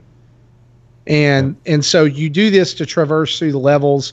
And you get to places like I'm a few levels in, and like in one of the levels, the planet's actually the boss, and it has all these like tendrils that come out of it and start attacking you. And so you get different weapons. You have a blaster right now, and I have a bomb right now, and those can be temporarily powered up to do more damage or cause more havoc on the screen. And it's fast, but it's the visuals are well done, the music is well done, sound effects are on point. If you're looking for that like quick arcadey blast 'em up 2D type thing, then this is your game. But here's the thing, Justin, I can't right now sit here and give it like a thumbs up or thumbs down because I haven't played it enough. Now I will change my review on next week's show. But for now, I'm going to give it a middle of the road, leaning toward a thumbs up because I like these type of games. But I'm gonna kind of keep it level until I spend some more time with it. Do it. Okay. I love it. Thank you. Zach, Thimbleweed Park. Yeah, so Thimbleweed Park is made by people. So I was just looking at the eShop listing, actually. So it is the company is Terrible Toy Box, but apparently some of the writers were involved in Monkey Island and there was another one. I'm pulling it back up here because I should have it with me. But basically, it is a point-and-click adventure game. And it is currently going on the eShop for $20. If you have a mobile device, like something on iOS, for example, it is half that price. So keep that in mind. And honestly, I feel like ultimately it comes down to, what is your preference on playing these kinds of games.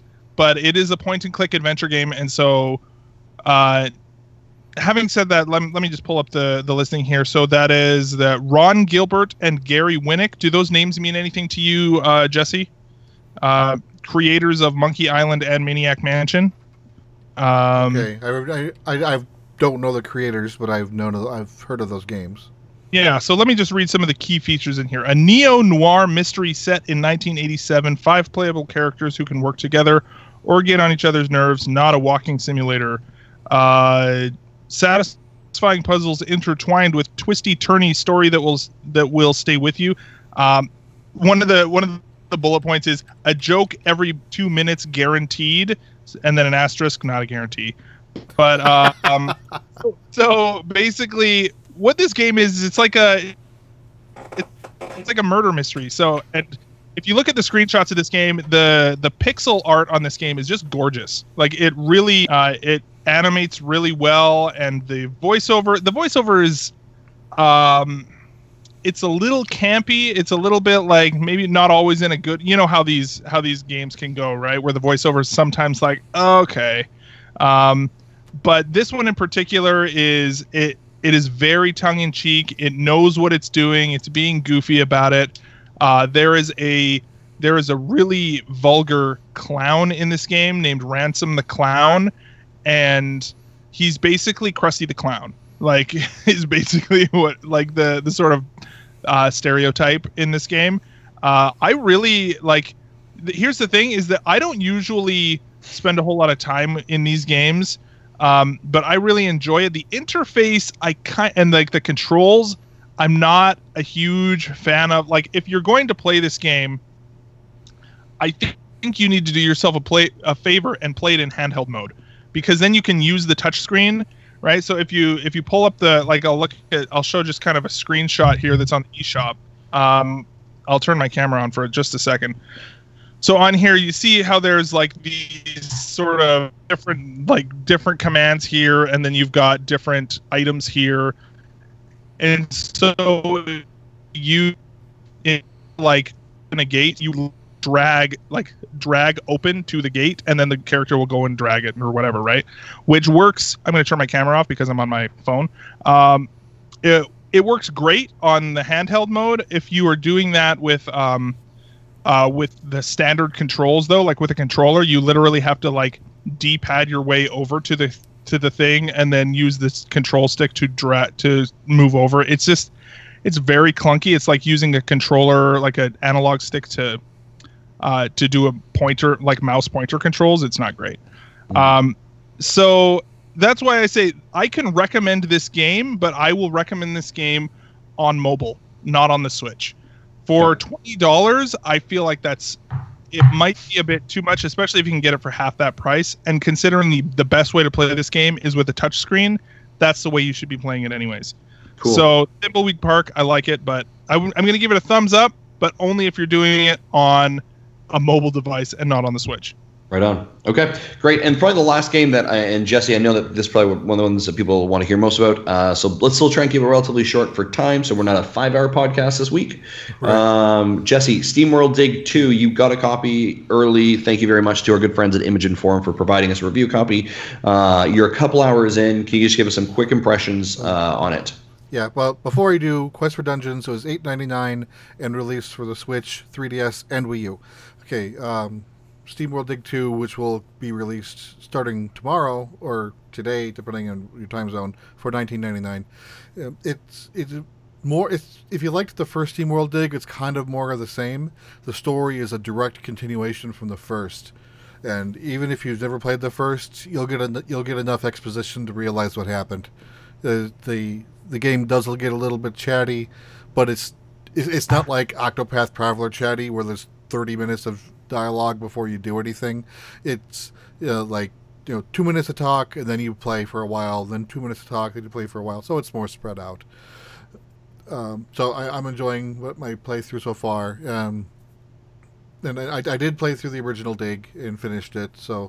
But I forgot pretty much everything about it. So it's almost like I haven't played it at all.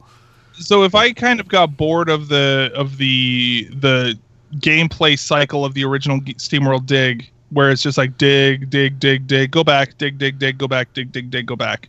Like, that basically what this is again? You're still doing it, yeah. Are they make it interesting or more fun?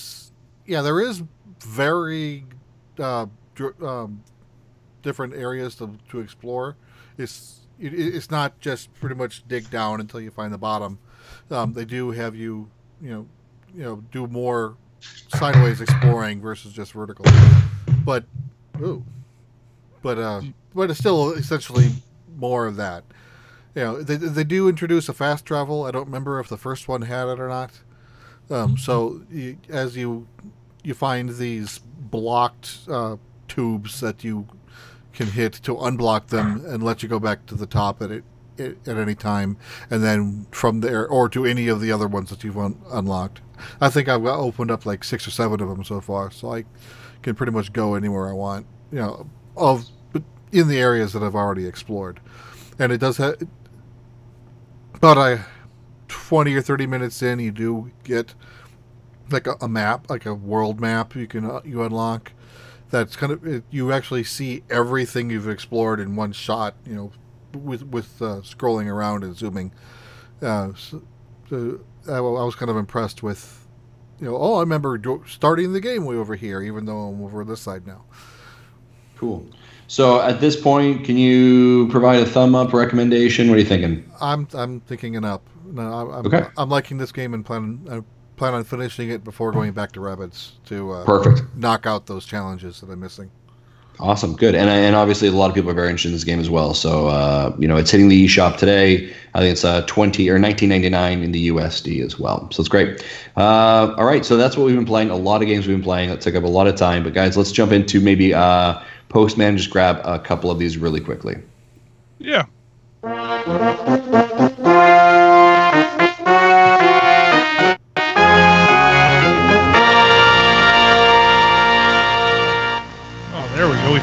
We found it. All right. So, of course, Postman is brought to you by... is it still brought to you by whatupbox.com? Is that still safe? Yep, still. Sure it is. Yeah. We like those guys, right? Cool. So, whatupbox.com, of course, is our wonderful people who send us geeky stuff every month. And if you use the code NintendoDads, then they will send you a free pie. No, they won't do that. They will send you... they will give you free stuff. Yeah, not actually a free pie.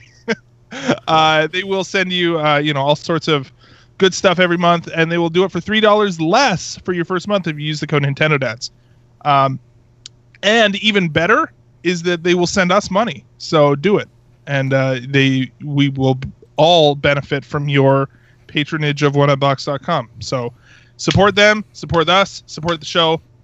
Get Everybody wins. Yep, there you go. And all you got to do is just do that. So thank you so much, One Up Box, for your support of the show. All right, so let's get into these emails here, fellas. First up, we have this from Michael. Says, hey, guys, I have a question as someone that has not yet purchased a Switch, but is planning on it at some point. As I see the stock of all these different accessories when I walk into the store, there seems to be a lot out there to buy. If someone is buying a Switch now or in the future, what are the essential things you would say to get along with the console? Thanks, and keep up the great work, Michael. Everyone name just one thing. Yeah, I would say it would depend on what your family looks like or something. Justin, are you in a rush, by the way, dude? It is like only 11:17 right here, man. Like, you need to simmer down and like enjoy the ride, my man.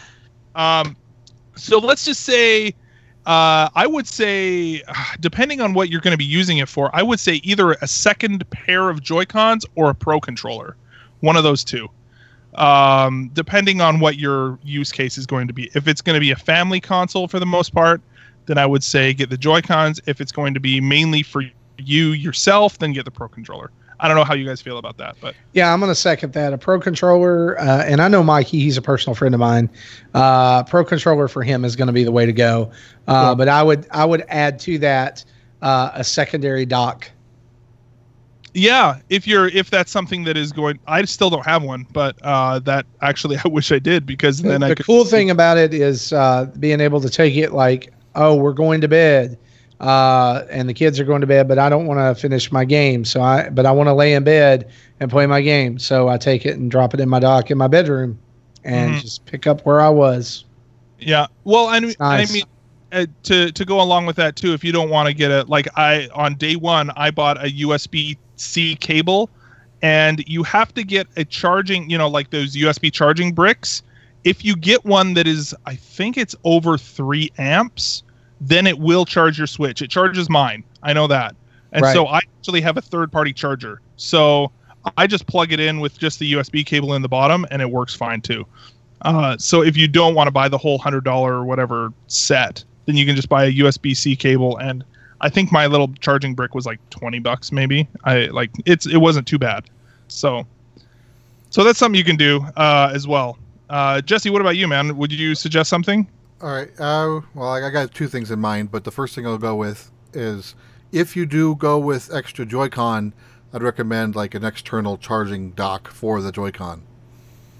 Yeah, I think they come in like a 2-slot or a 4-slot, depending on how many Joy-Con you have. Yeah, or either that, or alternatively, if you really want to get I actually have the charging grip, so you can plug a USB cable into the grip. I forgot all about that, but I don't own it, so that's probably why. I would actually, as somebody who owns the charging grip and one of the charge block things, I would actually say that the charge block is probably a better purchase. And the reason for that is because it does stow away so easily, whereas with the the grip, you've got to have the cord. You got to have the cord dangling, and if you're wanting to play with it, then you're tethered to the dock, or you're tethered to a brick in the wall. With a charge block, you put your Joy-Cons in there, you leave them, you forget about them, you come back later, you play with them. Yeah. Yep. Gentlemen, is there any brands that you might recommend for people for any of this stuff? Yeah. The Nyko charge block for both the Pro Controller and the Joy-Cons are excellent. And Nyko actually has 2 of those. One of them is like the actual click-in Joy-Con thing, like from the top that holds 4. This is the newer product that they have, which is a charge block. We actually have a review over it at YouTube that I did. And you can go over there and check that out. But it's $20, so it's actually pretty affordable as well. I'm going to look up the block that I had or that I ordered. So somebody else, if anybody else has anything. Sure. I would recommend a good carrying case for your Nintendo Switch, right? Because it is a mobile device. You're going to want to take it with you. You're going to want to throw it in your knapsack or your man satchel, whatever you want to call it. So I would recommend a good hard case for the Nintendo Switch. I would actually recommend one by Snakebite, is the company that I use. And it's like I have a hard shelled case. Costs about $20, but I would definitely recommend a good case. You should be able to. There's usually some spots there to store some games, store some cables. So that'd be a huge recommendation for me as well. And I think one of the things I think everyone here has is probably screen protectors that you can actually put on, much like you would on your iPhone or your iDevice as well. Those are definitely recommended. Oh, absolutely, especially like my screen protector totally has scratches from the dock on it. Like that's absolutely a thing that it does have on it. So, by the way, my power block that I have on here, it is currently $18.99 Canadian on Amazon. It is the Quick Charge 3.0 Power Port Plus by Anker, Anker. It's like a quick charge one, and I think I'm trying to remember what the amperage is on this thing, but it's I think it's 2.4 is what it says, up to 2.4 amps. So it's not too you want to have one that's going to be able to charge it well enough, especially because the freaking Switch is a beast. But it will definitely charge. It'll charge your phone in about 5 minutes too, by the way. So I don't know if 5 minutes is it, but Justin, to follow up with your screen protector thing, there are a lot of different options for screen protectors that are out there, but I would recommend the AM Film or AM Film tempered glass screen protector from Amazon. You can currently get a 2-pack of those in the United States for $8.99. Nice. Normally $30. And I have put these on both the Switch that I own personally and the one that I own for our ministry at church, and would gladly recommend them. The glass is so well done on these, and it's so easy to put on. It's like just putting an extra screen on the Switch. Yeah. And actually, looking at our YouTube chat, Roy actually recommends a micro SD card. Oh, yeah, that was my second recommendation. There you go. And the reason why is, even if you plan on going, I'm going to be one of those all physical guys. NBA 2K18 has a 6 gig save file. Wow. And there's some other games coming out that'll only be partial games on the cart with downloadable content to fill the holes. You're still going to want an SD card, even if you're going all. I actually think that it also has a 16 gigabyte download for the card.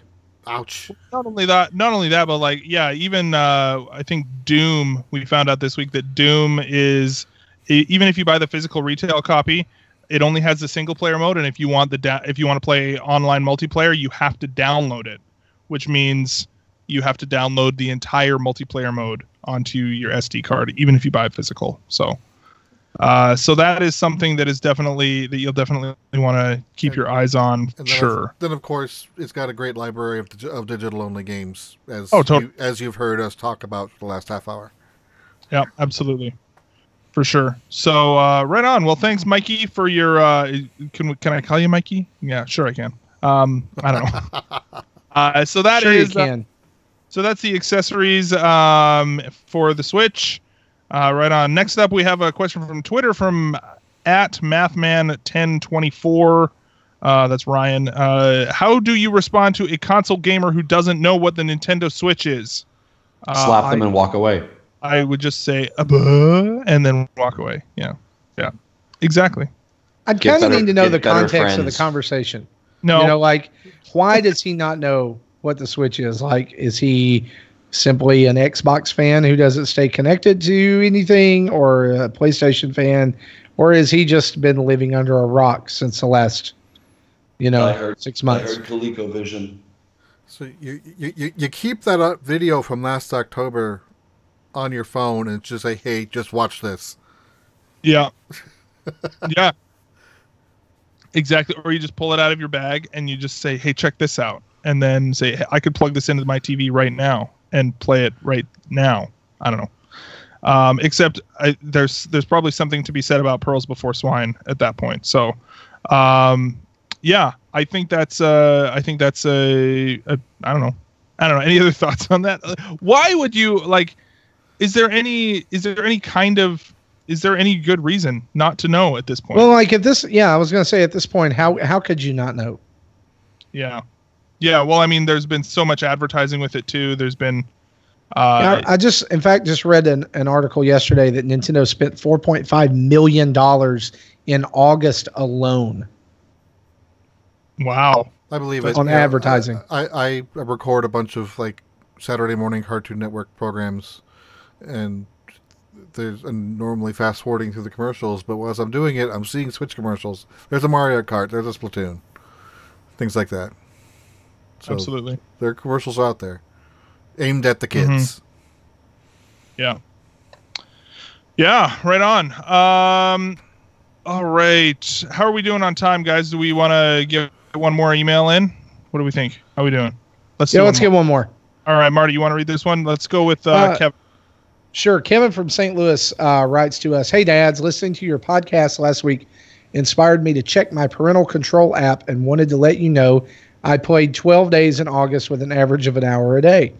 My most played game was Splatoon 2. I also have 26 games played on my system, not including demos, and 4 more games I haven't even opened yet.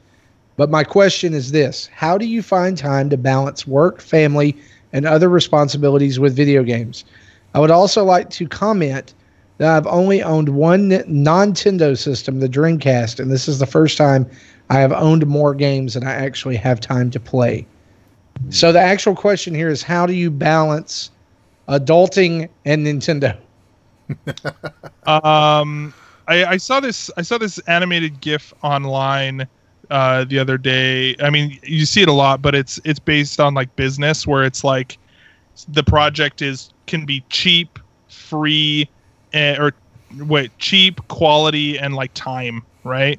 And like only 2 of those work at the same time. So you can't have something that is high quality and cheap if you want it quickly. You know, for example, I feel like there's probably something like that is like sleep and family time and work, or something is in there. For me, usually it's a balance of the two, where you have to have. I think there's a couple of things. Quite frankly, sleeping less than I should is one, and also looking for opportunities to play with family, and also having a family that, you know, it's just kind of part of the family that people play games, even if it's just by yourself. I don't know. What are your guys' thoughts on this? Like Marty, which on the slider here, like where do you find time? Well, I think this is kind of a question that hits home for me more than any other, because I do have to so closely watch like my time and scheduling, and my schedule a lot of times is so up in the air. Like I could be called tomorrow, and anybody who works a job where you're quote on call knows this. You know, you could get a call at 2 a.m. and go somewhere, you know, or have to go to the hospital or have to go to somebody's house. And so I read a book not long ago, and I think I want to say the name of the book is, and this actually has some relevance here. I want to say it's Michael Kelly. Okay. And the book is called Off Balance. And it's called Off Balance: Getting Beyond the Work-Life Balance Myth to Personal and Professional Satisfaction. And basically what Matthew Kelly says in this book is that a balanced life is a myth, and anyone trying to lead it is only going to run themselves into the ground, because there's going to be times where you focus more on your family, and that's what you have to do.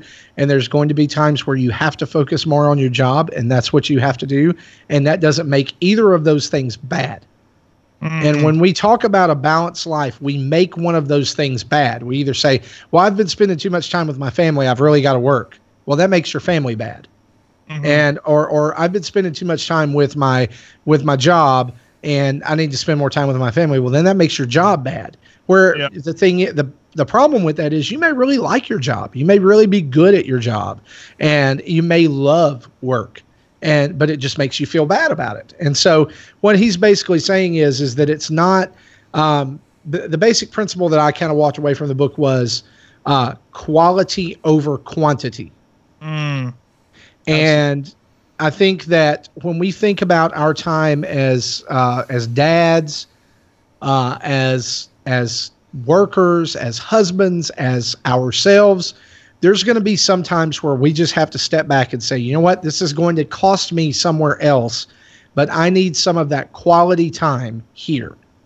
I need some quality time at my job, or I need some quality time with my kids, or with my spouse, or with video games for myself. And it's okay to, I think we kind of live in a culture where like taking time for ourselves can kind of be a little bit of an anathema. Like it's just kind of like it's selfish. How dare you? You've got and like I hear that a lot, like from websites and things like that. How dare you take time for yourself? You've got kids. On the other hand, what I want to say is good for you that you take time for yourself even when you have kids, because what that does is it lets you charge up so that you can go give your best in other places. Because if you're I'm trying to remember where I heard it, but I can't remember where the quote came from. But the best gift that you can give to your children is your own happiness, right? And I think that is such a there are so many people who run themselves into the ground, and then they come home and it's like, oh, okay, well now I can't do anything, and I can't play with my kids, and I can't have fun. And going to what you were saying too, Marty, with that idea of balance. I'm having this. See, I'm going into therapist mode here a little bit, but this is what I do, right? So I'm imagining like this sort of scale here, and we have this sort of idea that in order to have work-life balance, that somehow it's time that is the indicator there, or it's time that is what is actually balancing. And that's not at all how a scale works, right? You can have like a huge pile of feathers over on one side and like a freaking, tiny little weight on the other side, and it's going to balance out. Like you're saying with quality versus quantity, right? Where it's like, really, I think the research would say that you probably need to have, I wish I knew exactly what the research was on this, but like quality one-to-one interaction time with your child is nowhere nearly as high as you might think. If you are absently sitting on the couch with your family for 2 hours, it didn't do nearly as much good as if you got on the floor with them for 20 minutes and played Lego. You know what I mean? Where you're actively engaged, you have their full attention. That is, and intentionally looking for those opportunities in order to engage with your kids. And not only that, but looking, like one of the things when I was a graduate student, I actually had I've talked about before, I have ADHD, and so time management was a really difficult thing for me. And I was like, but like I always feel bad when I'm playing video games, and I just want to. And she's like, "What's wrong with playing video games? Just put it in your schedule. Like an hour and a half, right here. This is my time for video games." And when you make your schedule for the week, you block that time off, and you say, "Nobody's allowed to touch this time. If my professor wants a meeting with me, sorry, I have an appointment, and it's with Mario." Right? Like. That is how, like, if you are going to, and obviously you've got to know your own limits here and what your needs are. But I really love what you're saying, Marty, about like getting over that idea that you're not allowed to spend time for yourself and enjoying things for yourself. And it won't be as much time as you probably want it to be. But if you give yourself permission to schedule that time, and just, if a meeting comes up, you say, "Oh, sorry, you have a different time? Because that's my time to do," a lot of people will do this with scheduling their week and things like that. And being really introspective and reflecting on how am I doing? How is my mental health? How is my, how is my week going? Am I feeling overwhelmed? Do I need to literally schedule in time to sit back and relax? In order to be able to play some video games and relax, then that's what you should do. But you should never also treat video games like they are an end in and of themselves. Like you should be wanting to do that because it's enjoyable. And if it's like this huge backlog, for example, and you're like, oh man, I have to play through this, and it's stressing you out, dude, like that's not great. Let it go. Let it go, right? Yeah, like, well, and the thing too is like, what I don't want people to hear us saying is it's totally okay to neglect something in favor of another, because like when you were talking about the picture of the scale, like what I got is like the way that you balance a scale is not by taking something from one side and moving it to the other. You know, I'm going to take away from this so I can add to the other. No, you're taking away. You're eating away at that thing. That's not balance, you know. And eventually, I think what Matthew Kelly is pretty much saying, I think in his book, is that, you know, eventually you like in maintaining this strict regimen of balance, nothing works, nothing fits, you know, and everything just becomes a drudgery. And you know, you're right, Zach. Sometimes we're up till 2 in the morning playing video games, but that's what we do because we like it. It gives us life. It makes us happy. Yeah, the same can be applied to other forms of entertainment, not just video games. Because I consider, you know, like when people, you know, the big argument people like to throw at me is, "You're too old to play video games." I'm like, "Are you too old to read a book?" Yeah, it's a form of entertainment. How I do it on my time is my business. I don't tell you that you can't watch TV, that you can't go to a movie. Yeah. I couldn't go to sleep last night because I was reading this book. I stayed up till 3 in the morning. Well, I wish people would look at them and be like, "Well, how irresponsible of you." Right, and so yeah, sometimes we will have a binge day in video games. My daughters binge Netflix all the time. It's as long as they fit everything else in that they need to fit, no matter what they do, fine. I don't care. Yeah. As long as their schoolwork is done, as long as they go to work if they are employed and not get fired. That's, you know, they know what their schedule has to look like. And I know what my schedule has to look like. My schedule includes making sure that they get on their schedule on time because they're all teenagers. And that none of them with their driver's license yet. And I know this, so I know that eats into my gaming time at times. Oh. Right on. Yeah, I think. Wow, I love this topic. I think this is great. I think that there are so many. I guess like to sum it all up, what is important to you, really? Like I know we spend a lot of time getting together to talk about video games, to obsess about them, to enjoy them, and especially now with podcasts available to us, you can literally spend hours and hours and hours and hours and hours every week listening to people talk about video games, and it can give you tunnel vision and blinders, you know, and it's and it can almost make you realize or sort of convince you that they're more important than they really are. You know what I mean? And like just take that time to refocus and think, okay, family's still number one, you know, and all of those sorts of things. I think that's so important. So Kevin, huge thanks for the question, man. Any final thoughts as we kind of wrap up? Justin, you haven't said much about this. Well, I had a really good statement, and then you guys kind of went off on something much smarter than what I was going to say, so it felt really dumb.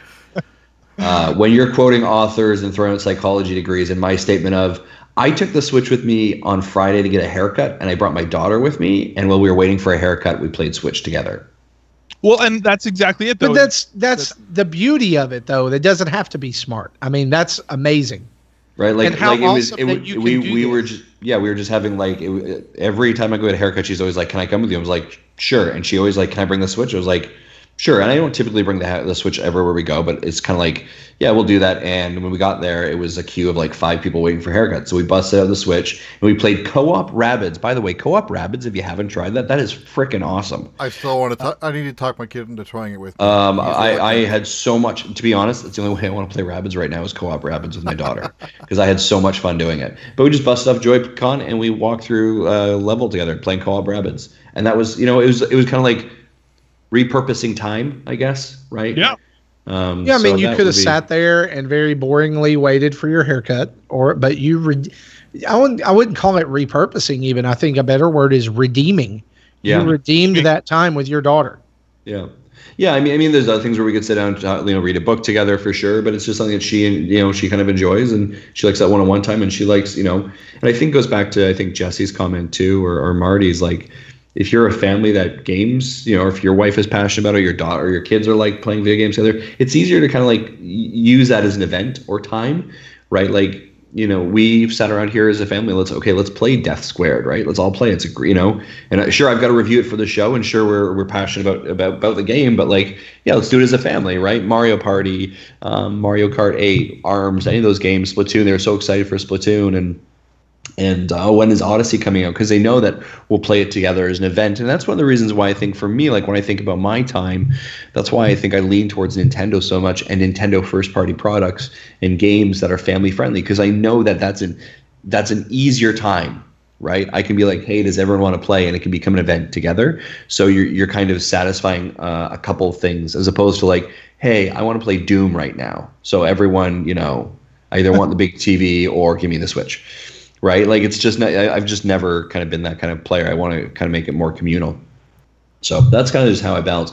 But I would always say, one of the things, again, the thing you want to put first is family, priority number one for timing. Right, that is your key thing. And I think it also goes back to seasons. Right, sometimes there's seasons of like and I'm not just talking about like weather seasons, but like seasons where you have a lot of time to game, and other times where you don't.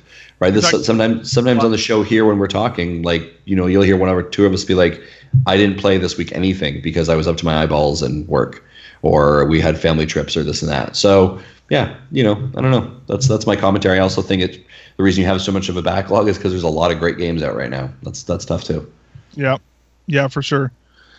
Yeah, right on, man. Well, hey, I really enjoyed this discussion and this question. Huge thanks, Kevin. And let us know, guys, if you want us to cover more topics like this, or if you have any other sort of follow-up questions that's been making you think about things.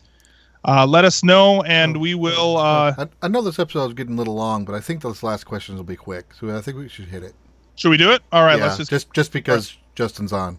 Let's do it. Do you want to? My soundboard died. My phone died. So, so I can't even it. So unfortunately, but anyways, continue. Go ahead, Jesse. All right, I'll read it. Hey, Undads, I want to say you're doing an awesome job on the show. It's so refreshing to have a family-friendly podcast that I can listen to with my son.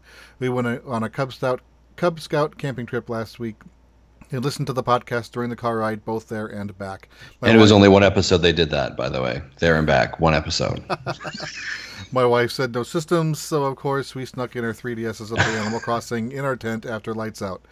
I've been listening to the show since the Switch launch, so I'm behind on some of the inside jokes. My question is this. What's the story behind the Wobble Puffet audio clip? Thanks again and keep up the good work. From Mike Ryan. Okay, so the Wobble... Do we have a... I want to see if I can find... it'll take me forever to find the actual video of Justin doing the... So basically what it was... Justin, do you want to tell it? I feel like maybe it's better if you tell it. Yeah, I mean, so we were doing some giveaway for our monthly giveaways, and I went out to buy a couple items. I went to like the EB Games and bought some... They had some...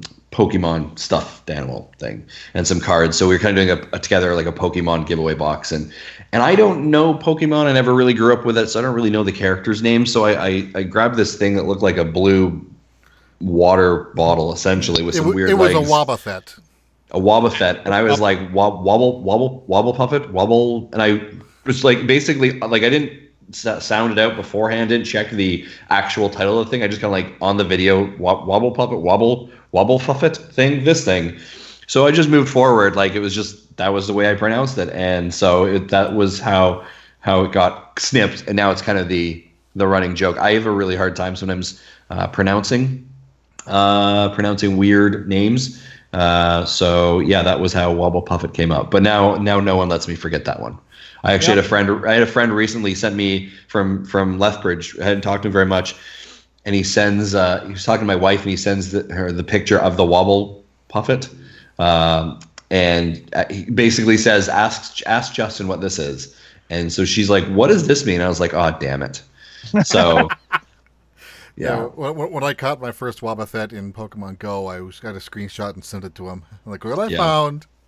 Yeah, I get jarred pretty good for it, but it's all in good fun. So we say a lot of stupid things on a microphone, and it's a problem of both being recorded both in video and audio. It's always there. So yeah, actually, I don't know if you guys are going to be able to hear this, but I have one from last week. Here, let's see if we can find it. Did we lose him again? There you go. No, can you hear that? No, you guys I didn't hear it. No. So while the audio listeners at home heard Marty saying that he likes to poop on things, so that is going on to my soundboard, just like everything else. All right, so things out of context, they're always better. That's how I absolutely. Yeah. So huge thanks, Mike, for bringing that up, and we will always treasure it in our hearts. So right on. Any final news as we kind of wrap up, guys, or any final thoughts before we wrap up the show? I'm going to pull up some music here. Sure. I would just say a couple things for people to remind you about. Retro Rewind for September is Castlevania 3, and prepare yourself because October is Metroid Prime. A couple other things to keep in your mind, guys. We're going to be releasing an episode on this Sunday, September 23rd? 24th. And we just did a great interview with Ben Remember we said his last name? Bertoli? Ben Bertoli. There it is. Ben Bertoli, author of 101 Games to Play Before You Grow Up. It's about an hour-long interview we did with him, so that's why we're going to put it as a separate episode. Fantastic book, an essential book that you need to pick up if you are raising little gamers like we are. We cannot highly recommend this enough. We are actually going to do a giveaway for a copy. We have a review on our review copy. The publishers provide us a copy to give away, so look for it on social media. And we're going to do a draw or some kind of giveaway, so we'll engage on that, but that's going to be really awesome. So again, that's coming this Sunday. Great interview.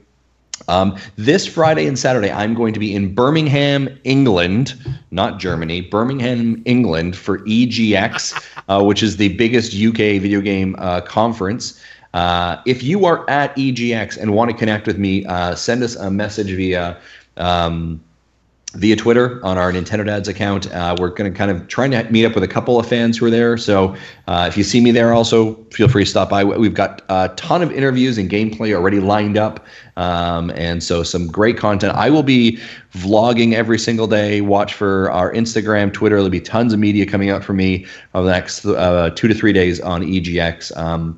So follow us there. And then my final thing I would remind you about is Extra Life. So Extra Life is running November 4th, and Extra Life is all about raising funds to help the Children's Miracle Network, playing video games for 24 hours. We have a dedicated Nintendo Dads team already, and we would love for you to be a member of that. You can go over to Extra Life, register, find our team, Nintendo Dads _ESL. I think it's ESL, Extra Life, or maybe just, sorry, EL. Yeah. And we have a goal of about $1,700 we want to raise. We'd love your help. Right on. I talked with my son about this, and he's willing to do a speed run of Mario 64. He's actually got his time down to just over 30 minutes with a 16-star collection. And he knows a way to beat Link to the Past in 5 minutes. What? He's going to live stream both of those events. Yeah. Right on, dude. Well, hey, everybody, thank you so much as we wrap up the show here. Thank you. So you guys aren't hearing the music, but the music is playing you out, us out. So huge thank you, everybody, for a wonderful show this week. Thank you once again to all of our patrons over at patreon.com/NintendoDads, and for all of the wonderful things that you guys do, especially to our producers, Dave, Sheldon, and John. And if you want to follow us on all of the social medias, you can do so on Twitter, Facebook, or Instagram at Nintendo Dads. You can email us, nintendodads@gmail.com. If you want to watch our videos, you can look on Twitch or YouTube and search for Nintendo Dads. You will find us. If you want to call in and leave us a voicemail, you can do so at 929-25-NDADS. That's 929-256-3237. Huge thanks to OC Remix for our music throughout the show, as well as to both Carter Johnson and Adam Leonard for amazing artwork. And if you want to change the world, which I know that you do, go over to iTunes, Apple Podcasts, Google Play, Stitcher, wherever. Leave us a 5-star review. Written reviews are even better. And, of course, if you want to subscribe, you can do so on iTunes, Stitcher, Google Play, and, of course, VGTribune.com. For me, for Justin, for Jesse, and for Marty, we'll see you next week. Bye-bye.